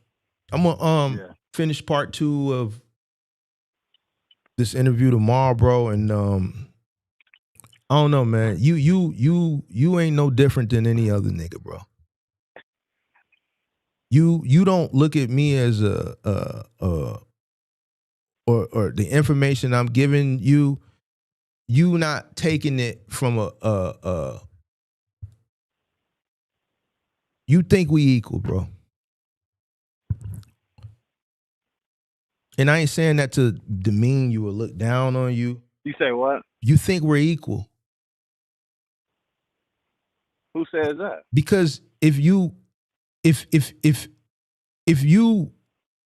listen to everything I've been telling you for the past since February, and notice I'm not even like being funny. Like, I'm drained, bro. Like, that bed bug situation you just told me, that took whatever little bit of hope I had for you, it took it out because... Hey, you got to keep hope because, look, I'm making the changes. George, you just can't see it so bad. Listen, George, I'm gotta go. I'm making the changes, bro. George, you ain't one of them guys. I'm implementing it. You weak, George. And I'm gonna tell I'm you why definitely you not weak. one of them I'm gonna guys. tell you why you You weak. gotta think. You gotta think. You gotta think. You talking to somebody who has, like I said, why you go from real estate to moving? You gotta think. I done a lot, did a lot. So yeah, I might not be the best mover because that's your profession, and which is my profession George, too. I make But money in way more. I make way more money in other things than I've ever made in moving, bro. me too. And you're dancing. No. Listen, I'm the trying to reason say why you I trying to lost. offer on the Here's the moving. reason why I'm done. Because you've gotten bed bugs. And you continue to exhibit the same behavior that got you bed bugs. Like I would think a Right. person But who's go gotten bed look at the bugs would podcast. immediately make changes, George. So if I'm listening to a person, I'm having a conversation with a person who's gotten something like bed bugs, and they continue to exhibit the same behavior that got them the bed bugs, this is a person who can't be helped. Right. But I mean, I'm helping people become homeowners. That's my big mission anyway. Like All right. moving is just Yeah. business. It don't matter, George. If you're going to do it professionally and say you have a business, we're not talking about real estate, George. You say you got 3 businesses. Fuck these other 2 businesses. But people can learn from it. You're not trying to help So people. basically you saying fuck the moving. You're right, Mark. I am half-assing it. I don't really give a fuck about people's shit. I don't give a fuck about my employees. I really don't give a fuck about myself. See, now I'm cussing, bro. And I wasn't cussing, but now I gotta cuss. You gotta think. Look, You at don't the age care. of 30, Listen, I can't help a person who doesn't care about, like, who wants to get bit the fuck up, bro? Like, bro, like, what are we talking about, bro? Like, literally, you said you've had bed bugs, but you continue to implement the same behavior that got them in the first place. And the only thing that you need to do is inspect the mattress and the box spring and put plastic on them to prevent it from happening again. So that way, if you do the inspection and you happen to miss, or let's say it's an early case, it's not like a full infestation, but it's like an early case, and bro, you might miss them, and you might miss them. You never been around Here's bed why, bugs. and this is why you cover them with plastic, George. Because just in case you do miss them, you cover them with plastic. So now when you transfer the shit to the truck, it doesn't infestate the truck, and then it doesn't infestate the next person that you move and the next person that you move. Another reason is why you cover every mattress is so that there's inconsistency. So if you do happen to miss something, it's not on the truck, and you kill the possible possibility, I should say, of infesting the truck to begin with. It might be an early sign or early case, and you just happen to miss it. That's why you still cover it. So now when it goes on the truck and you continue to be consistent, now the truck isn't infested. So now you kill the possibility of infesting the next customer and the next customer and the next customer. So you've had them, and I'm sitting up here trying to explain to you why this shit is important, and you're still making excuses. So a person who's willing to get ate the fuck up again and again and again, that means you're willing to get ate the fuck up, bro. Man, you a nasty motherfucker, bro. You nasty, and you can't help that person. Yeah, bro, it's some nasty ass shit, bro. You don't care about your customers. You don't care about your business. You don't care about your employees. You don't care about yourself. I'm not trying to bring that shit home with me, bro. Nigga, I'm looking at every mattress, ma'am. Can I show you something? You see that right there, ma'am? You see that right there? Yeah, what's that? Oh, yeah, them bed bugs. Oh, so that's why I've been getting ate up at night. Yeah. Unfortunately, we're not going to be able to do this move. Well, you can't just do everything but the mattress. Unfortunately, ma'am, we're not going to be able to do this move. You know what? We inspect the mattress. We miss them, but it happened to be some early signs of it, but we miss it on our inspection. We still cover the mattress. It goes on the truck. So now whatever it is that's in there, it's being smothered by the plastic. It's being smothered by the mattress bag. It's going to die. It's being smothered. And it's not being transferred over into the vehicle. And when we carry the fucking thing, it's not rubbing up against us. And when we wrap the fucking thing, we're not rubbing. The wrapping the mattress with shrink wrap, the training is extensive. It's not just wrapping the mattress, it's how to wrap the mattress and stay away from it. So when you say, man, I got real estate and all that shit, what the fuck does that have to do with already going through an experience with bed bugs and not using that experience as an expensive learning lesson to do the right thing. I'm not up here telling you to do illegal things or do bad things. I'm trying to get you to do right things and to make more money and be successful and have integrity, bro. But you just want to make excuses. I appreciate it. That's what I'm doing. George, you just said something, bro. You keep making excuses, and then this is why people keep telling me leave you alone. But Well, they gotta understand. I'm implementing what you're saying, though. I get it. Why you feel it that way, but I might say go back and forth. But when we get to our moving job, all right, well, George, get your moving jobs, bro. I don't live in fucking wherever the fuck you live. You dig what I'm saying? So if you want to be nasty, you can continue to be nasty. I'm done. I'm not reacting to none of your shit no more, bro. I ain't going to even watch your shit. I'm going to finish this interview tomorrow, and I'm going to unsubscribe to your channel. I'm going to unsubscribe to your channel because I don't even want it to come up in my algorithm, bro, because fuck the moving shit. Like, bro, like, you can. You said what? If you want to learn about moving. Say that again? Jeremy, I said people still can learn about real estate on my channel. I ain't telling you to follow me George, as a mover. you told me you took equity out your home to buy a fucking box truck. No, I did not say that. I did not say that. It's in the content, George. George, we had the conversation, and I'm totally against that. I would never tell nobody to take equity out the home they live in to buy a $10,000 box truck. It's fucking stupid. So I can't, and this is no hate. It's just, I think it's dumb. I think that's some stupid shit. Especially for something that's low barrier to entry that you can make. Like, why would you refinance and take equity out your home? I don't even fuck if it's a HELOC. No, I asked you a question. I didn't say George. George, I got the content. I went back and I rewatched it because when I cooked it and I was talking, you was like, "Why wouldn't you do that?" And when I expounded on it, you admitted that you did it. Never did that, George. It's in the content, bro. All right, George. No, you got it, I never did. I'm not finna argue with a motherfucker who literally said. And even if I did do it, it's each his own. That's your risk tolerance. No. It's not to each his own, bro. It's not to each his own. It's stupid. We can't keep saying to each his own, and people keep fucking shit up and losing homes and losing their parents' homes and this shit because they chasing some fucking dumb dreams over some low barrier to entry shit, bro. A home is something that's. Hold on, George. Say you young. No, I'm thinking your example when it would be a good case to use it because I have more real estate knowledge than you. So you don't, George. No, the fuck you don't. Crazy. George, Man, no, you don't. Silly. You don't have more real estate knowledge than me. Just because, George, hold on. Just because I don't talk about it, don't mean I don't know it. Right. You don't know even half of what I know about real estate. George, how would you know that? How would you know that? Because I know, because I've done so much in real estate. George, how do you know what I invest in? Go look at my channel. How do you know what I own? I don't mix. Listen, George. There's people in here that know me.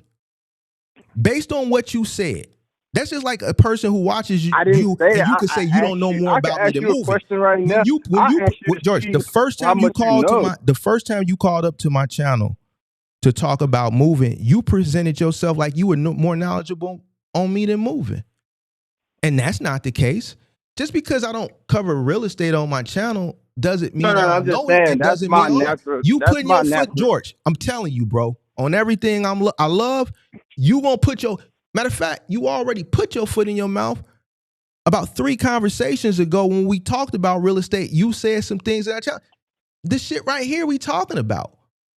You took a fucking you pulled equity out your home. No, you refinanced your home to buy your truck. Do that. I never said I did it. Nobody would in fucking real estate would do no goofy shit like that, especially out the home. And then I did a whole lecture. That's why I know you don't know nothing about real estate. Bro, George, I know more about real estate than you because anybody that has real estate wouldn't pull money out the home that they reside in for a $10,000 investment. You can't go make 10 grand. That must have been somebody on your show did that. George, it's fucking stupid, bro. It's dumb. 10 grand? Right. You got to refinance your home for 10 fucking grand? That says a lot about you. I mean, I think somebody on your show did, but you're gonna risk your home, something that's appreciating, for a depreciating asset?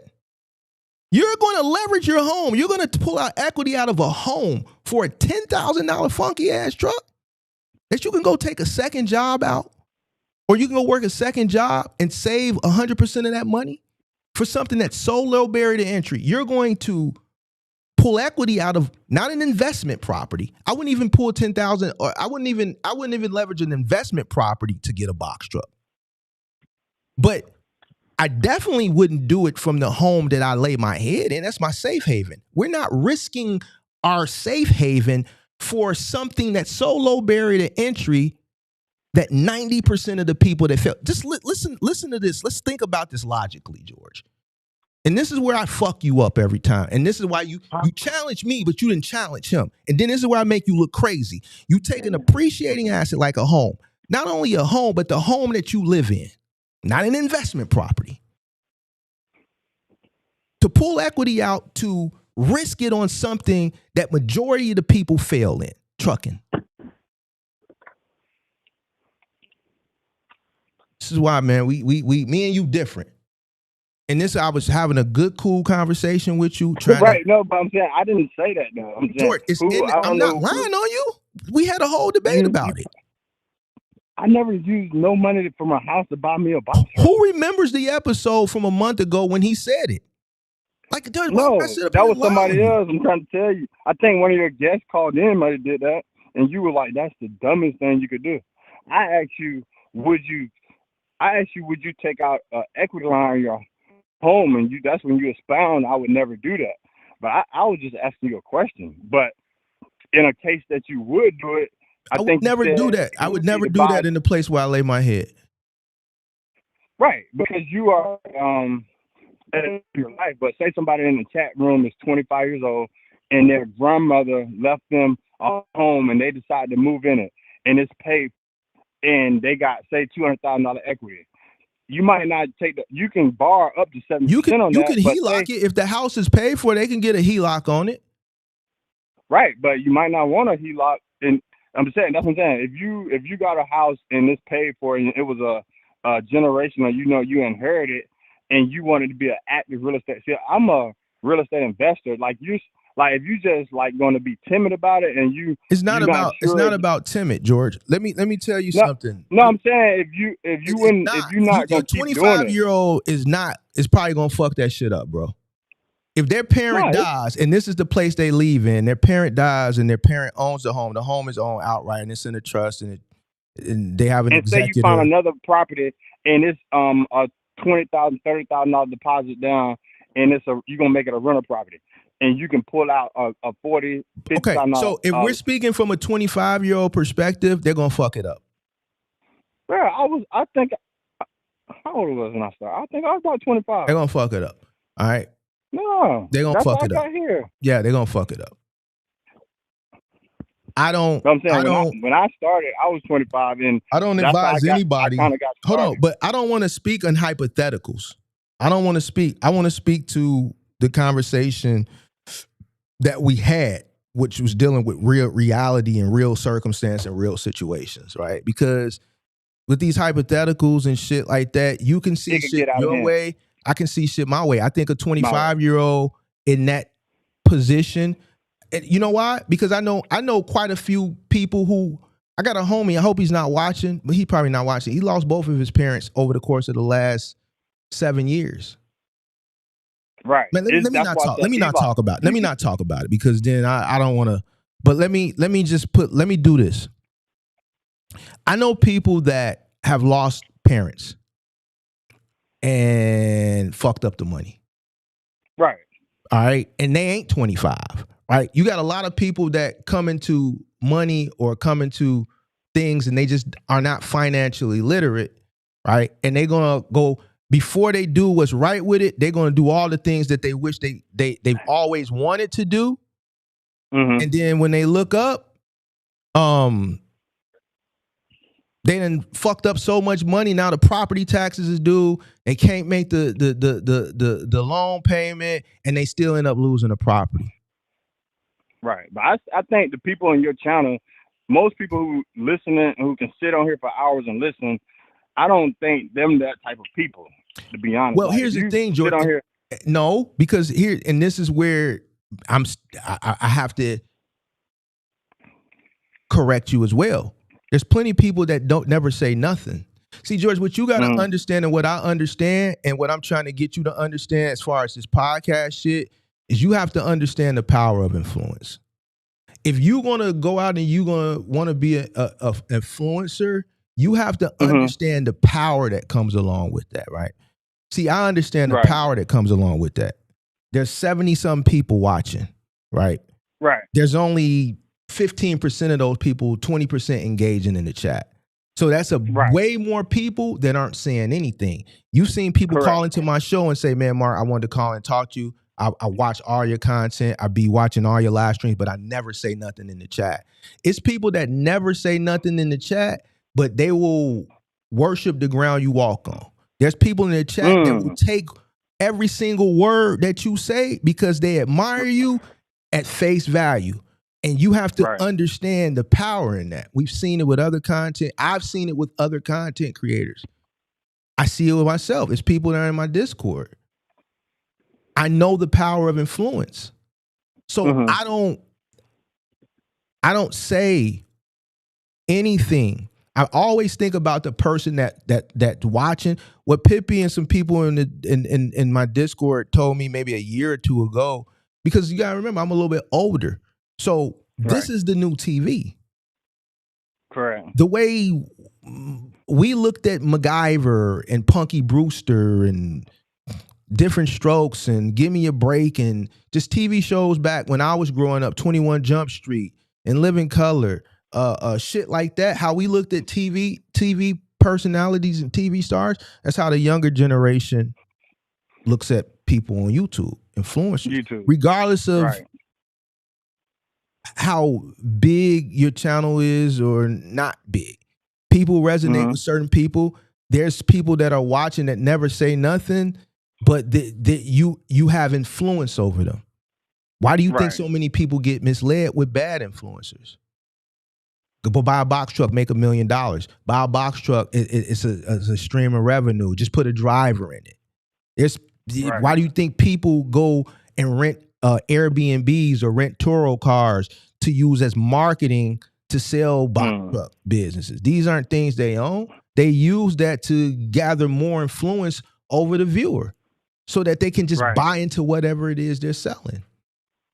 So when there's misinformation, if I'm having a conversation and I hear some misinformation, I have to stop the conversation and we have to go over it, because there's people that are listening that may have, we don't know, parent may have just died. Right. And they go do some shit ignorantly because they heard you say that shit. So what we have to do is, if we're going to have the conversation, we have to go the pros and the cons. We have to go in full context. So with going in full context, it allows the viewer to make their own decision, but everything is laid on the table. So that if they do make the wrong decision, they can't say, well, you said do this. Why? Because they said, well, if you do this, this could happen, but this could also happen. That's why you don't. So that's why I don't get no backlash that other content creators get in the space, because I lay it all on the table. They can take the information I'm telling them and use it, because that's how I even got to where I got to now. And it's how could you say it? Like, I seen a video today I might do a reaction video to this. CBS did a finance video. Anybody can type it in on Google. CBS helping people that are finance. It just came out like 2 days ago. But they said the average credit score right now is 715. That's pretty good. I'm like, I don't think that's facts. That's pretty good. It's fair. It's okay. I don't think the average credit score is 715. You think it's lower? Why? Because way lower. Because I try to help people buy houses. I'm a realtor, licensed, and 80% of the people that come to try to buy homes, and I'm not gonna say just black people, it's all people. They say, "Man, but my credit. Man, but my credit." There's no way. Well, here, and you know why that are coming to buy a home right now? That just coincides with the ignorance. It's not a buyer's market right now. It's a seller's market. No, I'm saying this is long time. This is. But you said right decade. Now. So see, this goes back to this context. Is always the issue with buying houses. People credit. It's always a given thing. Like, people have money, no problem. They got a job, they got W-2 job, they got down payment, $10,000, but my credit. And you know, and that's like, how could the average credit score be 715 and nobody's like, that's the number one reason people are not homeowners, because their credit score. And I'm like, that's false. That's a big news just because statement. you're dealing with a certain level of people, it could be the type of homes that you're listing. No, I'm talking about all. I'm talking about now. This is all people. I don't know. The real estate market is on fire right now. People can't even afford a home because people are bidding $50,000 and $100,000 over asking price. Right, but I'm talking about Here in everyday people, like people who work at. I know people that are looking for a home. I know people that are getting homes and they paying over asking price. It's people that trying to get homes, but they getting priced out. So I think the average person's credit score probably is that. So you think if you ask 10 people in the chat right now what their credit score is, I don't think the average would be 700, because 700 credit score is a very good credit score. Here's what you got to understand, bro. It's all about the individual. It's all about the network, and it's all about the community. Mm-hmm. Like, there's certain neighborhoods for household goods moving I've always talked about that I just would not service. You can say what you want, but I know what comes along with servicing specific communities. There's certain communities that I market to and I target. Why? Because I'm looking for a certain dollar amount, and I'm not looking to deal with a lot that what comes along if I service these other communities. I'm not going to go in. But would you do I'm not going to go into details. The same thing. No, I'm saying, like, go ahead, bro. Would you service a woman? Like, so I had a call today. It's abuse woman. What's domestic violence? My realtor don't do certain shit. My realtor ain't listing or fucking with shit over in Inglewood, or fucking with shit over in West Pullman, or fucking with. And I know you don't know these communities, but if you from the crib, then you know. My realtor is fucking with the Loop, the West Loop, the South Loop, Lincoln Park, fucking Lakeview, goddamn it, Avondale. My realtor ain't dealing with people that are maybe looking for a home in a specific community because those homes fit what they're willing to pay. Now, those homes in those specific communities draw in a certain type of entrant that may fit the narrative that you're talking about. A person who, like my realtor, who's only dealing with $10 million penthouse, or a $2-3 million 3-story home in Lincoln Park, or a $400,000 or $500,000 fucking condo in the South Loop or the West Loop, ain't the applicant is a different type of applicant. Hello? See, George, and this is why we can't have the conversation. George don't even tell motherfucker to hold on. George don't even tell motherfucker to hold on. I'm giving George the information that he need, and he don't even have the common sense, the courtesy to tell motherfucker to hold on. Everybody living, Mark. We already had things planned, man. We got poker night. All right, well, bye. Hang up. I was listening though, but listen. I don't have to give you information. Go play poker. You asked a question. I know why you dealing with what you dealing with the credit, and I'm giving you the answer. Wait, what'd you say about the average person not having? You wasn't listening, bro. That's what I'm saying. But you know more than me about real estate. Come on, bro. Let's stop playing, bro. If I listen, George. And this is why I lay in the cut with certain shit, because I always got bullets. Always got bullets for a nigga like you to say some shit because you assuming some shit, and this is why I could just say, yeah, see, you jumped the gun. You don't know what the fuck I got, what I own. No, I ain't saying what you got. I'm saying what I'm telling you about me. I'm not telling you what you got, Mark. I'm saying. But here's the thing. This is something that, like the question that you just asked, I would expect a person who's in real estate. See how I just broke that down? I'm just doing a reaction video. Let me help you to understand something. A person who's in real estate, see how I just broke that down so eloquently? A person, I believe, who's in real estate and really doing it on a high level would know that. You're talking about credit and people coming to you with credit because it represents a certain type of customer. A person that's looking at a certain type of place represents a person with a certain type of credit score. A person that's looking at this type of shit, they not fucking around with a 715. They're not fucking around with a 625. It's a reason why they can look at it. The reason why they interested and they bidding on a $4 million 1,200 square foot home. Because of Hey, Mark, we got to get out of here because with my employees, bro, we celebrate with my team. Bye. Hey, hold on. I got Big Man right here in the video who you always talking about carrying the small. Go celebrate. See, this is why you Look, hold on. Hello. This is why you where you are. Cause I'm cooking with you and you want to go play poker with your team. Go ahead, play poker. I'm finna go to the gym. Huh? I got Big Man with me to be in the video. He want to give a shout out to your people and let them know he's still one of the top movers in North Carolina. And guess what? We seen Dogwood today. Yeah. See what? This is the big guy who carried the pillows. Yeah, that's what they say. Why you only I carry told him pillows? he's marketing manager, man. Yeah, I have it down. He Why holding you only marketing, carry man. pillows? Yeah. Why we never see you lifted? Listen, don't worry about it, pimp. We ain't gonna never see you no more because we ain't reacting to none of this shit no more. But since you here, man, why you don't never pick nothing up, man? Why you only carry you marketing manager? I'm marketing manager, man. When they need me, they call me, you know? Okay, I'm always ready to go when it's time to go, you know? On the truck, why you be ducking your shit? Why you be ducking the work? Why you only get pillows? I don't be ducking nothing. I do what I'm told, man. So George only told you, man, only grab the pillows? I told him that. That's what I'm trying to tell you. You gotta trust the process, Mark. When God tell you to do it, it'll happen for you too. But until now, I'm out.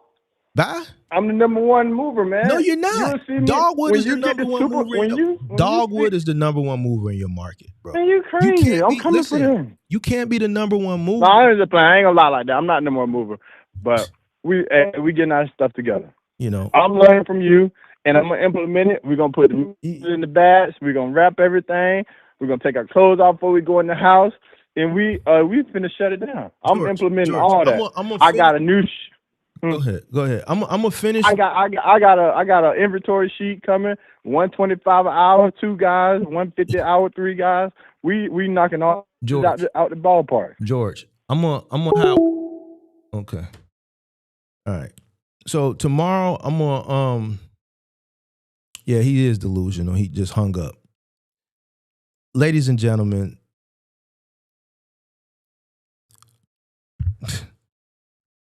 The man, listen, all it took for me to hear the man had bad bugs. And I appreciate it for admitting it because now this makes my decision even easier. That's just like if you fuck the broad. The broad give you the shit. She give you the shit. This is the equivalent of what George did. George don't get it. You fuck the broad. You dig? The broad give you the shit. Pick your poison, whatever the shit is, something that you can get rid of. It's got to be something that you can get rid of because if it's something that you can't get rid of, then that kills the whole example. It's got to be something that you can get rid of. So chlamydia, gonorrhea, since it's bed bugs, crabs. Let's use crabs. It's about to get real itchy around this motherfucker. So let's use crabs. The bitch gave you crabs. George done fuck the bitch. The bitch done gave you crabs. You done went to the goddamn doctor. The doctor said you got crabs. The doctor gave you the shit. You used the shit to get rid of the crabs. The bitch, I'm calling her the bitch. You did what I'm saying? The bitch done. You didn't call the bitch and tell the bitch, look, I got the shit. The bitch say something crazy like, oh, so that's why I've been itching and shit? Yes. Take your funky ass to the doctor and get you some cream. Or whatever the fuck they give you. Cream, goddammit, shampoo, whatever it is they give you. You use the shit for a week, you get rid of the shit. You call the bitch a week later on a late night, trifling in a motherfucker, bro. You hot. You just came from you did with your homies. This your little eater. This your eater. You dig what I'm saying? She your little derber. She's a derber. She's your eater. You dig what I'm saying? You thinking she done went and took care of that shit last week and she done got that shit out the way. You call the eater and you be like, yo, did you get the shit taken care of? She tell you, no, I ain't had time. So now you got a decision to make. We know what the answer is. But you hot, and you goofy. Hold on. You hot and you goofy. Yo, goof ass. It's 2 a.m. You off the Casamigos. You dig what I'm saying? You off the Casamigos. Your bench looking light right now. You ain't got no backup. She the only motherfucker on the bench. Now you can go home and just go to sleep. Or you can tell the bitch to come on. Now, the bitch done told you she still got the Itchy and Scratchy show going on. You call the funky bitch, and you go lay up with the funky broad. And now you got the lights all over again. That's the same situation with George. George done hit the broad again. Knowing the broad still got the shit, bro.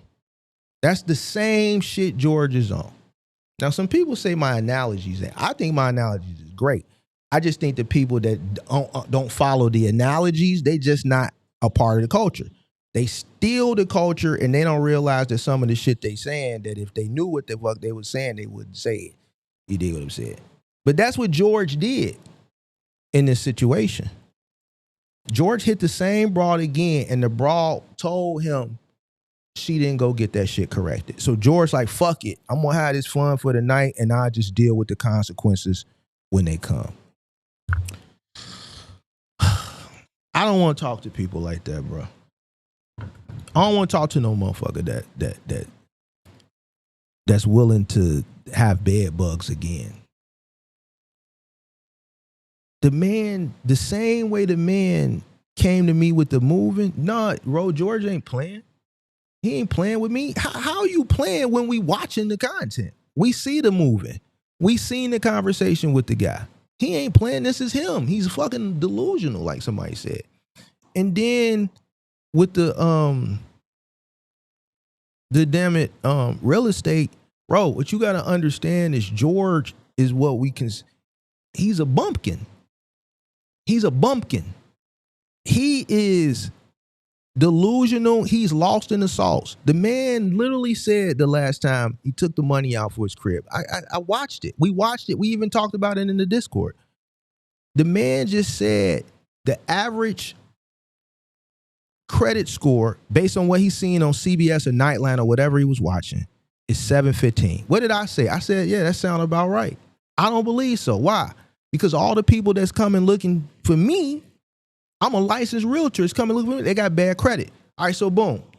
Based on what we see, based on what we know with George, we know, and based on what we know, George ain't selling no $500,000 condos. George ain't selling no $5 million mansions. George ain't selling no $3 million houses. George is selling what George is selling, right?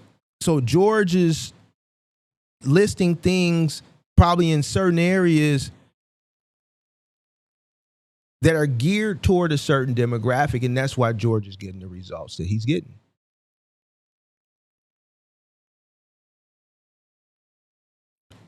People that live in Lincoln Park in Chicago can afford to live in Lincoln Park because they're responsible people. They're not only they're responsible people, they're people that have figured out a way to make money, or they're people that have inherited money and they've been responsible enough to keep that money and use that money to make more money. There's a level of responsibility. Why? It's obvious.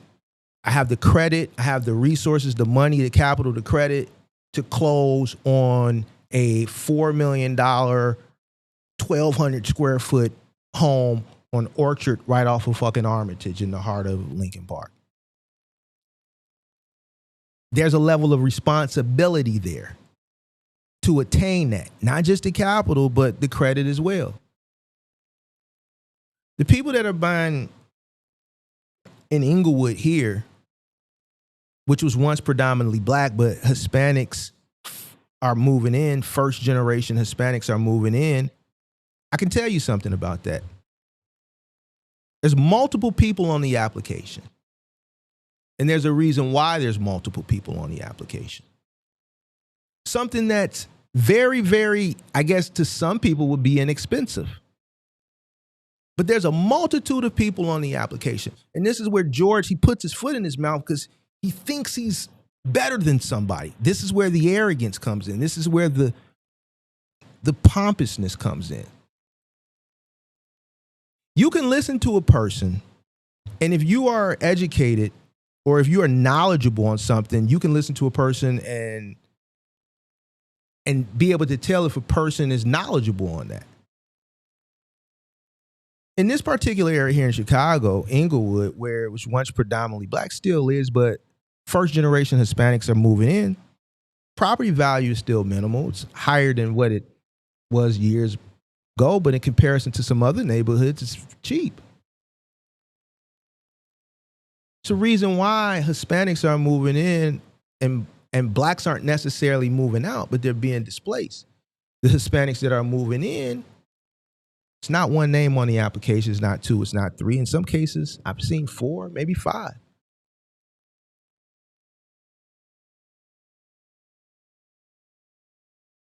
And there's a multitude of reasons why.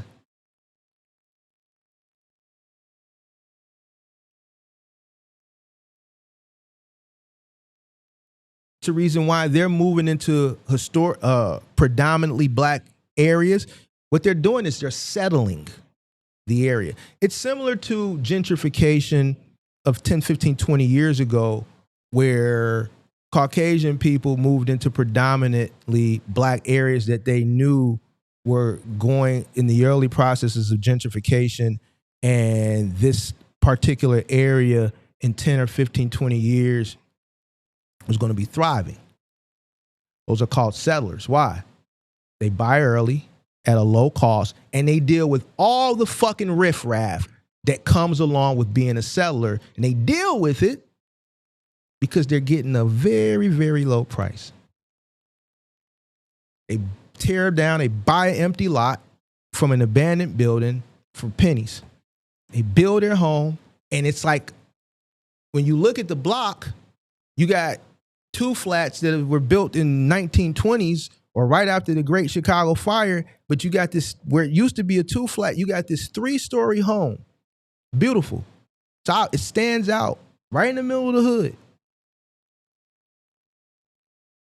with a rooftop deck. Looks like it's something that's supposed to be on the other side of town. It's right here in the hood. Why would these good white folks want to move right here? Settlers.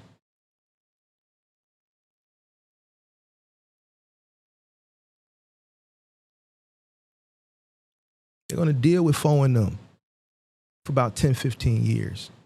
They're going to get their cars broken in. They're going to get harassed. People are going to say, get your white ass out from our neighborhood and all this other shit.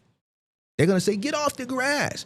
The motherfucker foeing them like, your grass? Like, man, fuck your grass. They got to deal with all that. Foeing them going to have parties and shit. They're going to call the police on foeing them. Foeing them ain't going to like them because they've been having fifis on the block. But these people, they got to get up and work in the morning. Or they working from home. They can hear the music on Friday and Saturday night blasting. They're going to deal with all of that. So what George is dealing with, it's obvious to me because I understand that industry.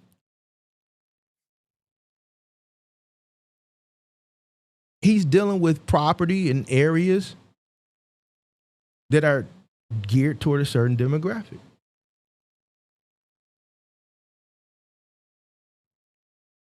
And that's why he's getting the results that he's getting. It's like he's getting the results that he's getting when it pertains to moving. But he knows more than me. But he doesn't know why the people that are coming to him for whatever he's listing, for whatever areas that he's listing in, have bad credit.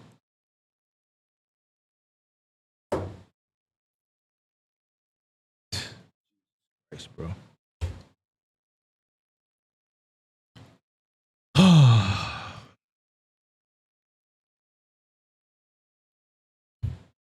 So you said people with high credit scores aren't doing fix and flips? Mm-mm. People who are knowledgeable and successful aren't leveraging and risking the home that they reside in either. You know the individual who does that? I'm gonna be honest with you, and it may offend some people because you may have done it, but let's keep it a buck. Desperate people. You have to be in a desperate situation, and I'm just keeping it a buck,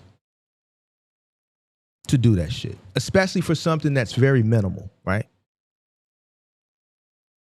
If you have a paid off property, I'm not leveraging my existing home for $10,000.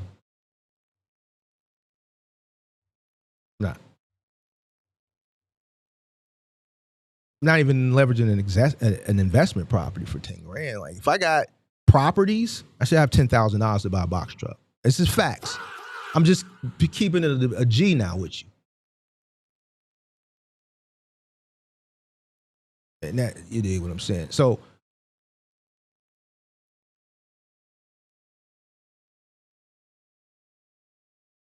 what's known don't need to be explained. A person who ain't really understanding the business of it, they gonna look at it like, oh, bro, that's hate. No, it's not hate. If you understood the business of it, then you would say, yeah, you're right. You got a multitude of properties. That means you got multitude of properties bringing in capital that's compounding, right? You should have some money. 10 grand ain't nothing. If you got 3 businesses and one of them is real estate and one of them is moving, which I can tell you with the real estate, I don't know the third business he's got a not-for-profit, but I can tell you with the real estate and the moving, those 2 businesses are enough money you should have coming in, especially if you, like he says, you have properties. You should have enough revenue coming in to acquire a $10,000 16-foot box truck. You shouldn't have to leverage. If you came to me and you was my homie and you had a business plan and you were telling me that you're going to leverage a home, the home you lived in, and you had a really solid business plan, I would just give you the 10 grand. I wouldn't let you do it. Because I know the risk to reward is not worth it. And it's upsetting that I have to explain to someone why we have to be careful with what we say on the internet, because influence is real, and there are people that are watching that'll take everything you say at face value if they don't get the full context of everything.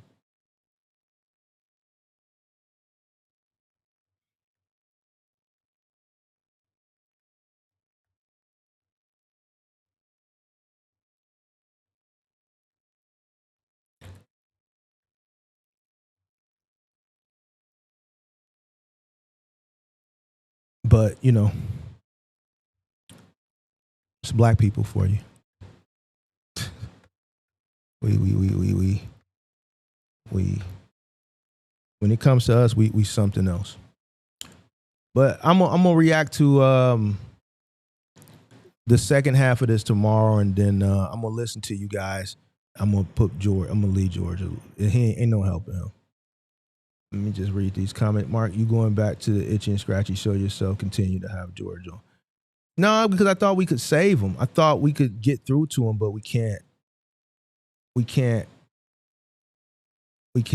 get through him. Person willing to have bed bugs, ain't no getting through to that person. That was the nail in the coffin for me.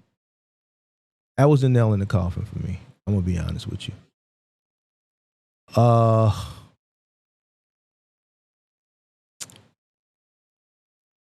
Yeah, it was the nail in the coffin for me. Oh,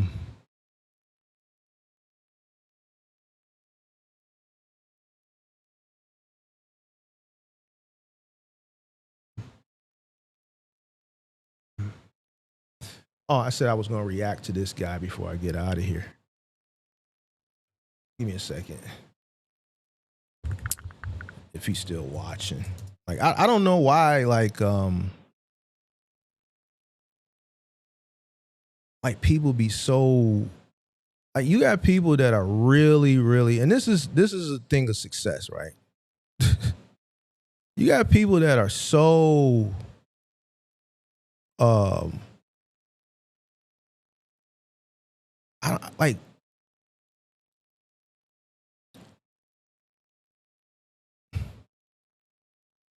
it's just certain things that when I watch people and shit that just don't cross my mind, bro.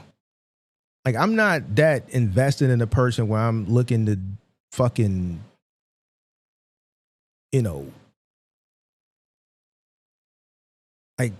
like this shit is weird to me. So let me pull up so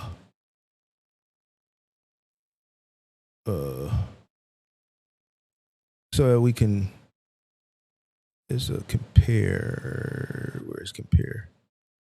I'm gonna use this guy as well so that you can see the difference.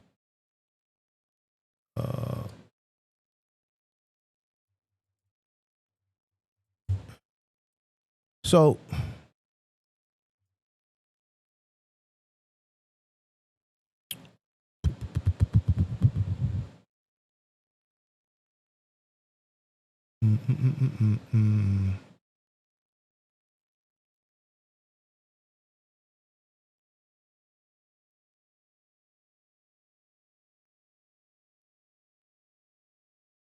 Give me 1 second.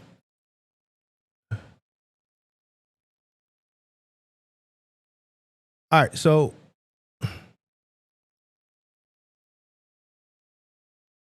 I'm trying to do like a side by side, but all right, so boom.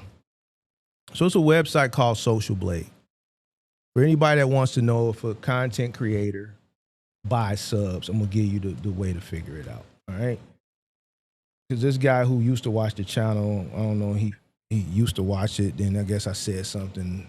He felt the type of way, he stopped watching it, but he been back watching. He just said Mark bought subscribers. I wouldn't call 45 fake subs successful, bro. And he says, I'm just clowning though. 5K real subs probably. A lot. I said, I don't buy anything. My channel's been up 4 years. This is all organic. He said a lot of people pay for subs though. I'm finna give y'all the sauce. All right, so website is called Social Blade. This is how you could tell if a person bought subs. All right. So here's my Social Blade, right? This gives you all my things. I don't control it, can't control it. This is what they do, right? And it monitors everybody's YouTube channel, right?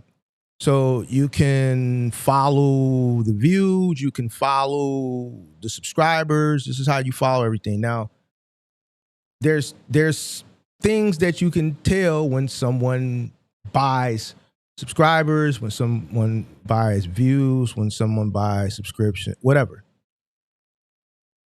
Monthly gain subscribers, right? So here's my monthly gain subscribers throughout the course of my tenure on YouTube, right? Let's go back. Monthly. So if you look, it's modest, right? So my channel started in April of 2022. This only goes back to July of 2023. My channel started in April of 2022. So I don't know why it won't go. Let's see total. All right, there. Well, is there a way to take it back to the beginning of the channel?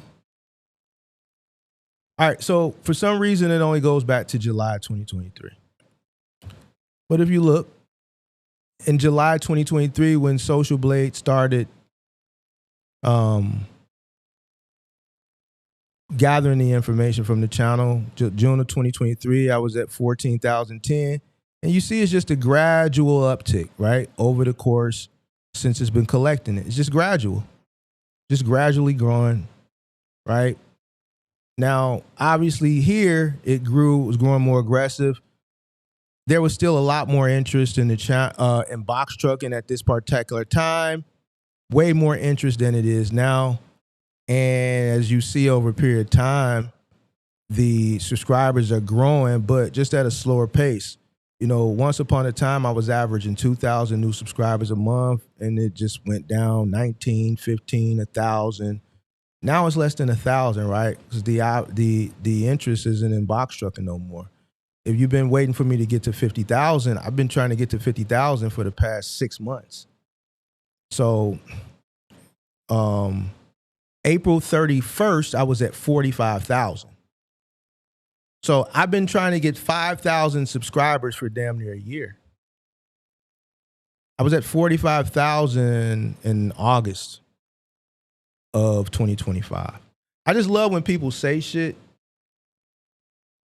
because I just like to, like, don't say shit out of trying to be facetious, because that shit like really just say, no, I don't fuck with you, I don't like you, but don't lie, bro. Like, let's keep it a buck, because there's always proof. I've been trying to get 5,000 subscribers for damn near a year. This is how less interest there is in this space. I was at 46.4 in September.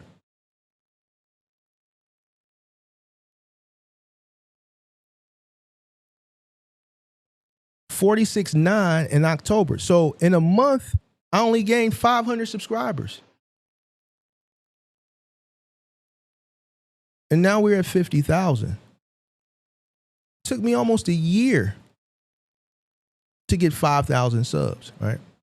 Now, let's look at, I want you to pay attention to this. It's gradual, right? It's gradual. Now, let's look at someone we know who has bought subs, right?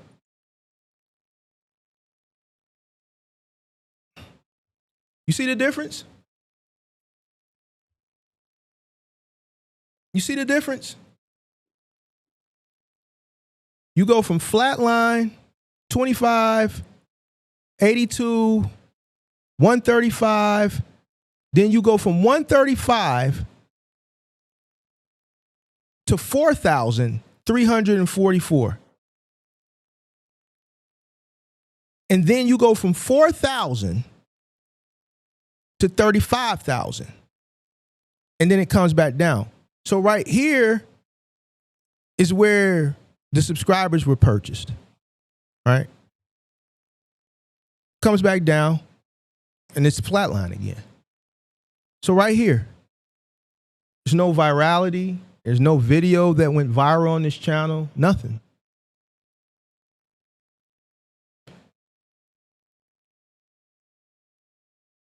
Nothing.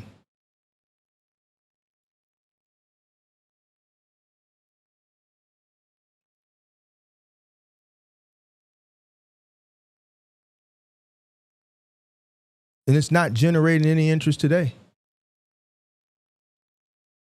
That's how you tell, right? You look at the chart. If a person buys subs, you'll see some form of indicator in the chart where wherever they bought them from, when they boost the channel, you're going to see an uptick.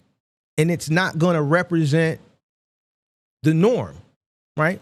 You have a normal channel, you may see some bumps in the road, right? Especially like this, you should see a wave pattern, especially if something like maybe urban culture, where you're reacting to urban topics, politics, just current events, right? You may catch something that goes viral, right? Then you may taper off. You have some sense of normalcy. Videos are doing normal shit, which is generate normal subs. But then you do something, maybe a hot topic, Diddy and Cassie, Trump, what's happened recently? Something that's happened recently. I don't know. What's something that's big that's happened recently? I don't know.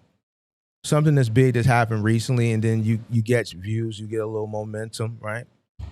But in our industry, we don't get those types of viral moments.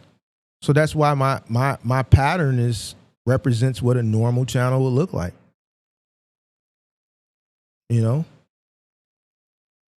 But then this is a monthly gain subscribers, you got normal pattern.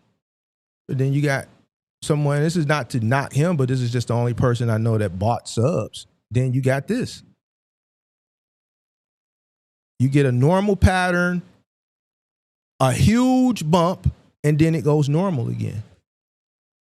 And notice, this normalcy is pretty much flatlined.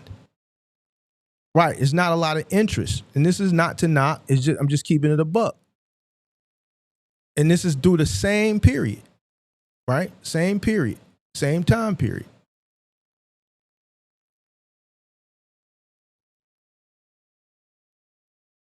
You got a wave pattern, right?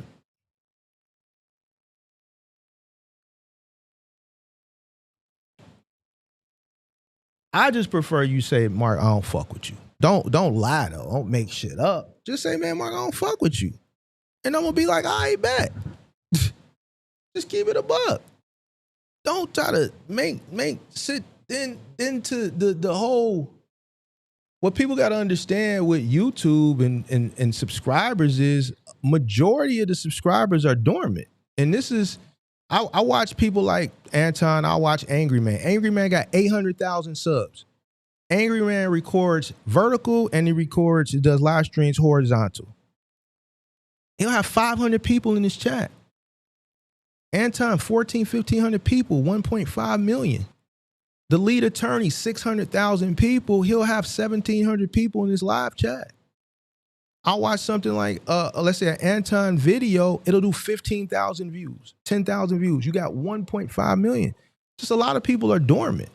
There's channels that I subscribe to that I forgot I've subscribed to them because they don't recommend the content.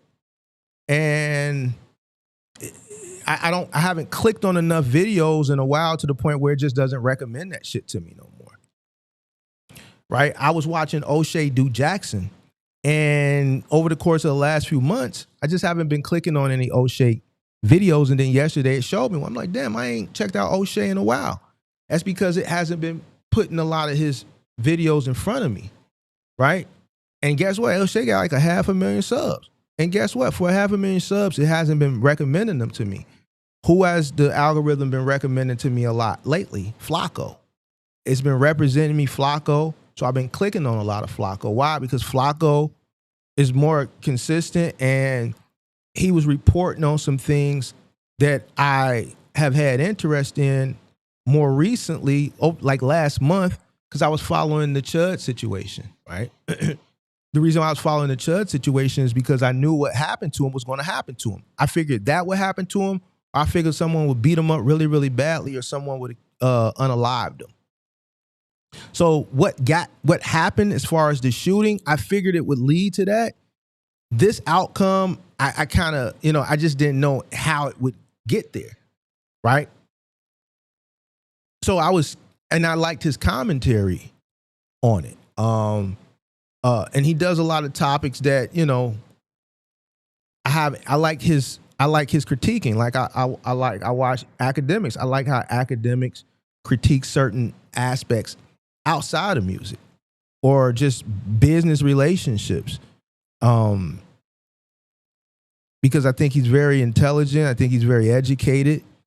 And you don't see someone that's in urban culture and current events that can speak from an educated landscape like academics and break things down that way. Nobody else breaks things down like him. And then, when he's off the drink, you can get some good entertainment. I see some of y'all in the chat when I be watching him on some of his live streams, right? I get recommended his shit.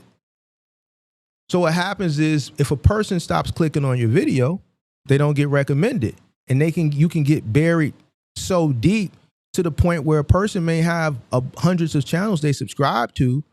And if they stop clicking on your videos because they're not in the business anymore, which a lot of the subscribers that I got in 2022 and 2023, I 100% majority of those people ain't in the business no more. So you can ask me and I'll be honest with you. Majority of subscribers on most content creators are dormant for whatever reason. And that's not interested in that content anymore. a lot of subscribers that a lot of content creators that were creating during the pandemic got a big bump. If you were creating during the pandemic, 2020, 2021, that's when you took off. That's when Angry Man took off. That's when Anton took off. That's when Kevin Samuels took off. Kevin Samuels wasn't a struggling channel prior to 2020, but he had been putting in work for years, and his content just finally took off during the pandemic because people were at home. If you go look at most people who are in, and the thing with Social Blade, it doesn't take you back that far anymore. That's the bad thing about it. Because we could have went back and looked at some bigger channels, you'll see a bump in that time frame. Let's see. See, it only takes you back to 23. I guarantee you, if we go back to Mr. Beast, you'll see a big bump. But it only takes us back to 23. Why don't want to take us back further than 23?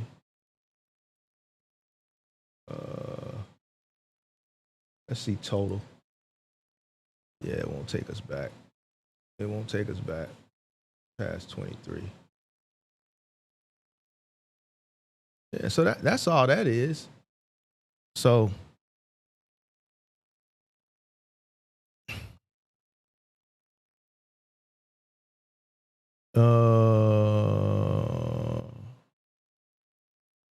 man been sitting at the same amount of subs since I exposed him for not having a CDL. You talking about Shorty? Yeah, so I just don't understand why people say certain things, bro. Like, just say you don't fuck with a nigga, bro. Listen, just keep it a buck, bro. Because when you say crazy shit like that, a motherfucker could just pull up some receipts, bro. And a motherfucker like me will just be honest. Nigga, out of 50,000 subs, I would probably guesstimate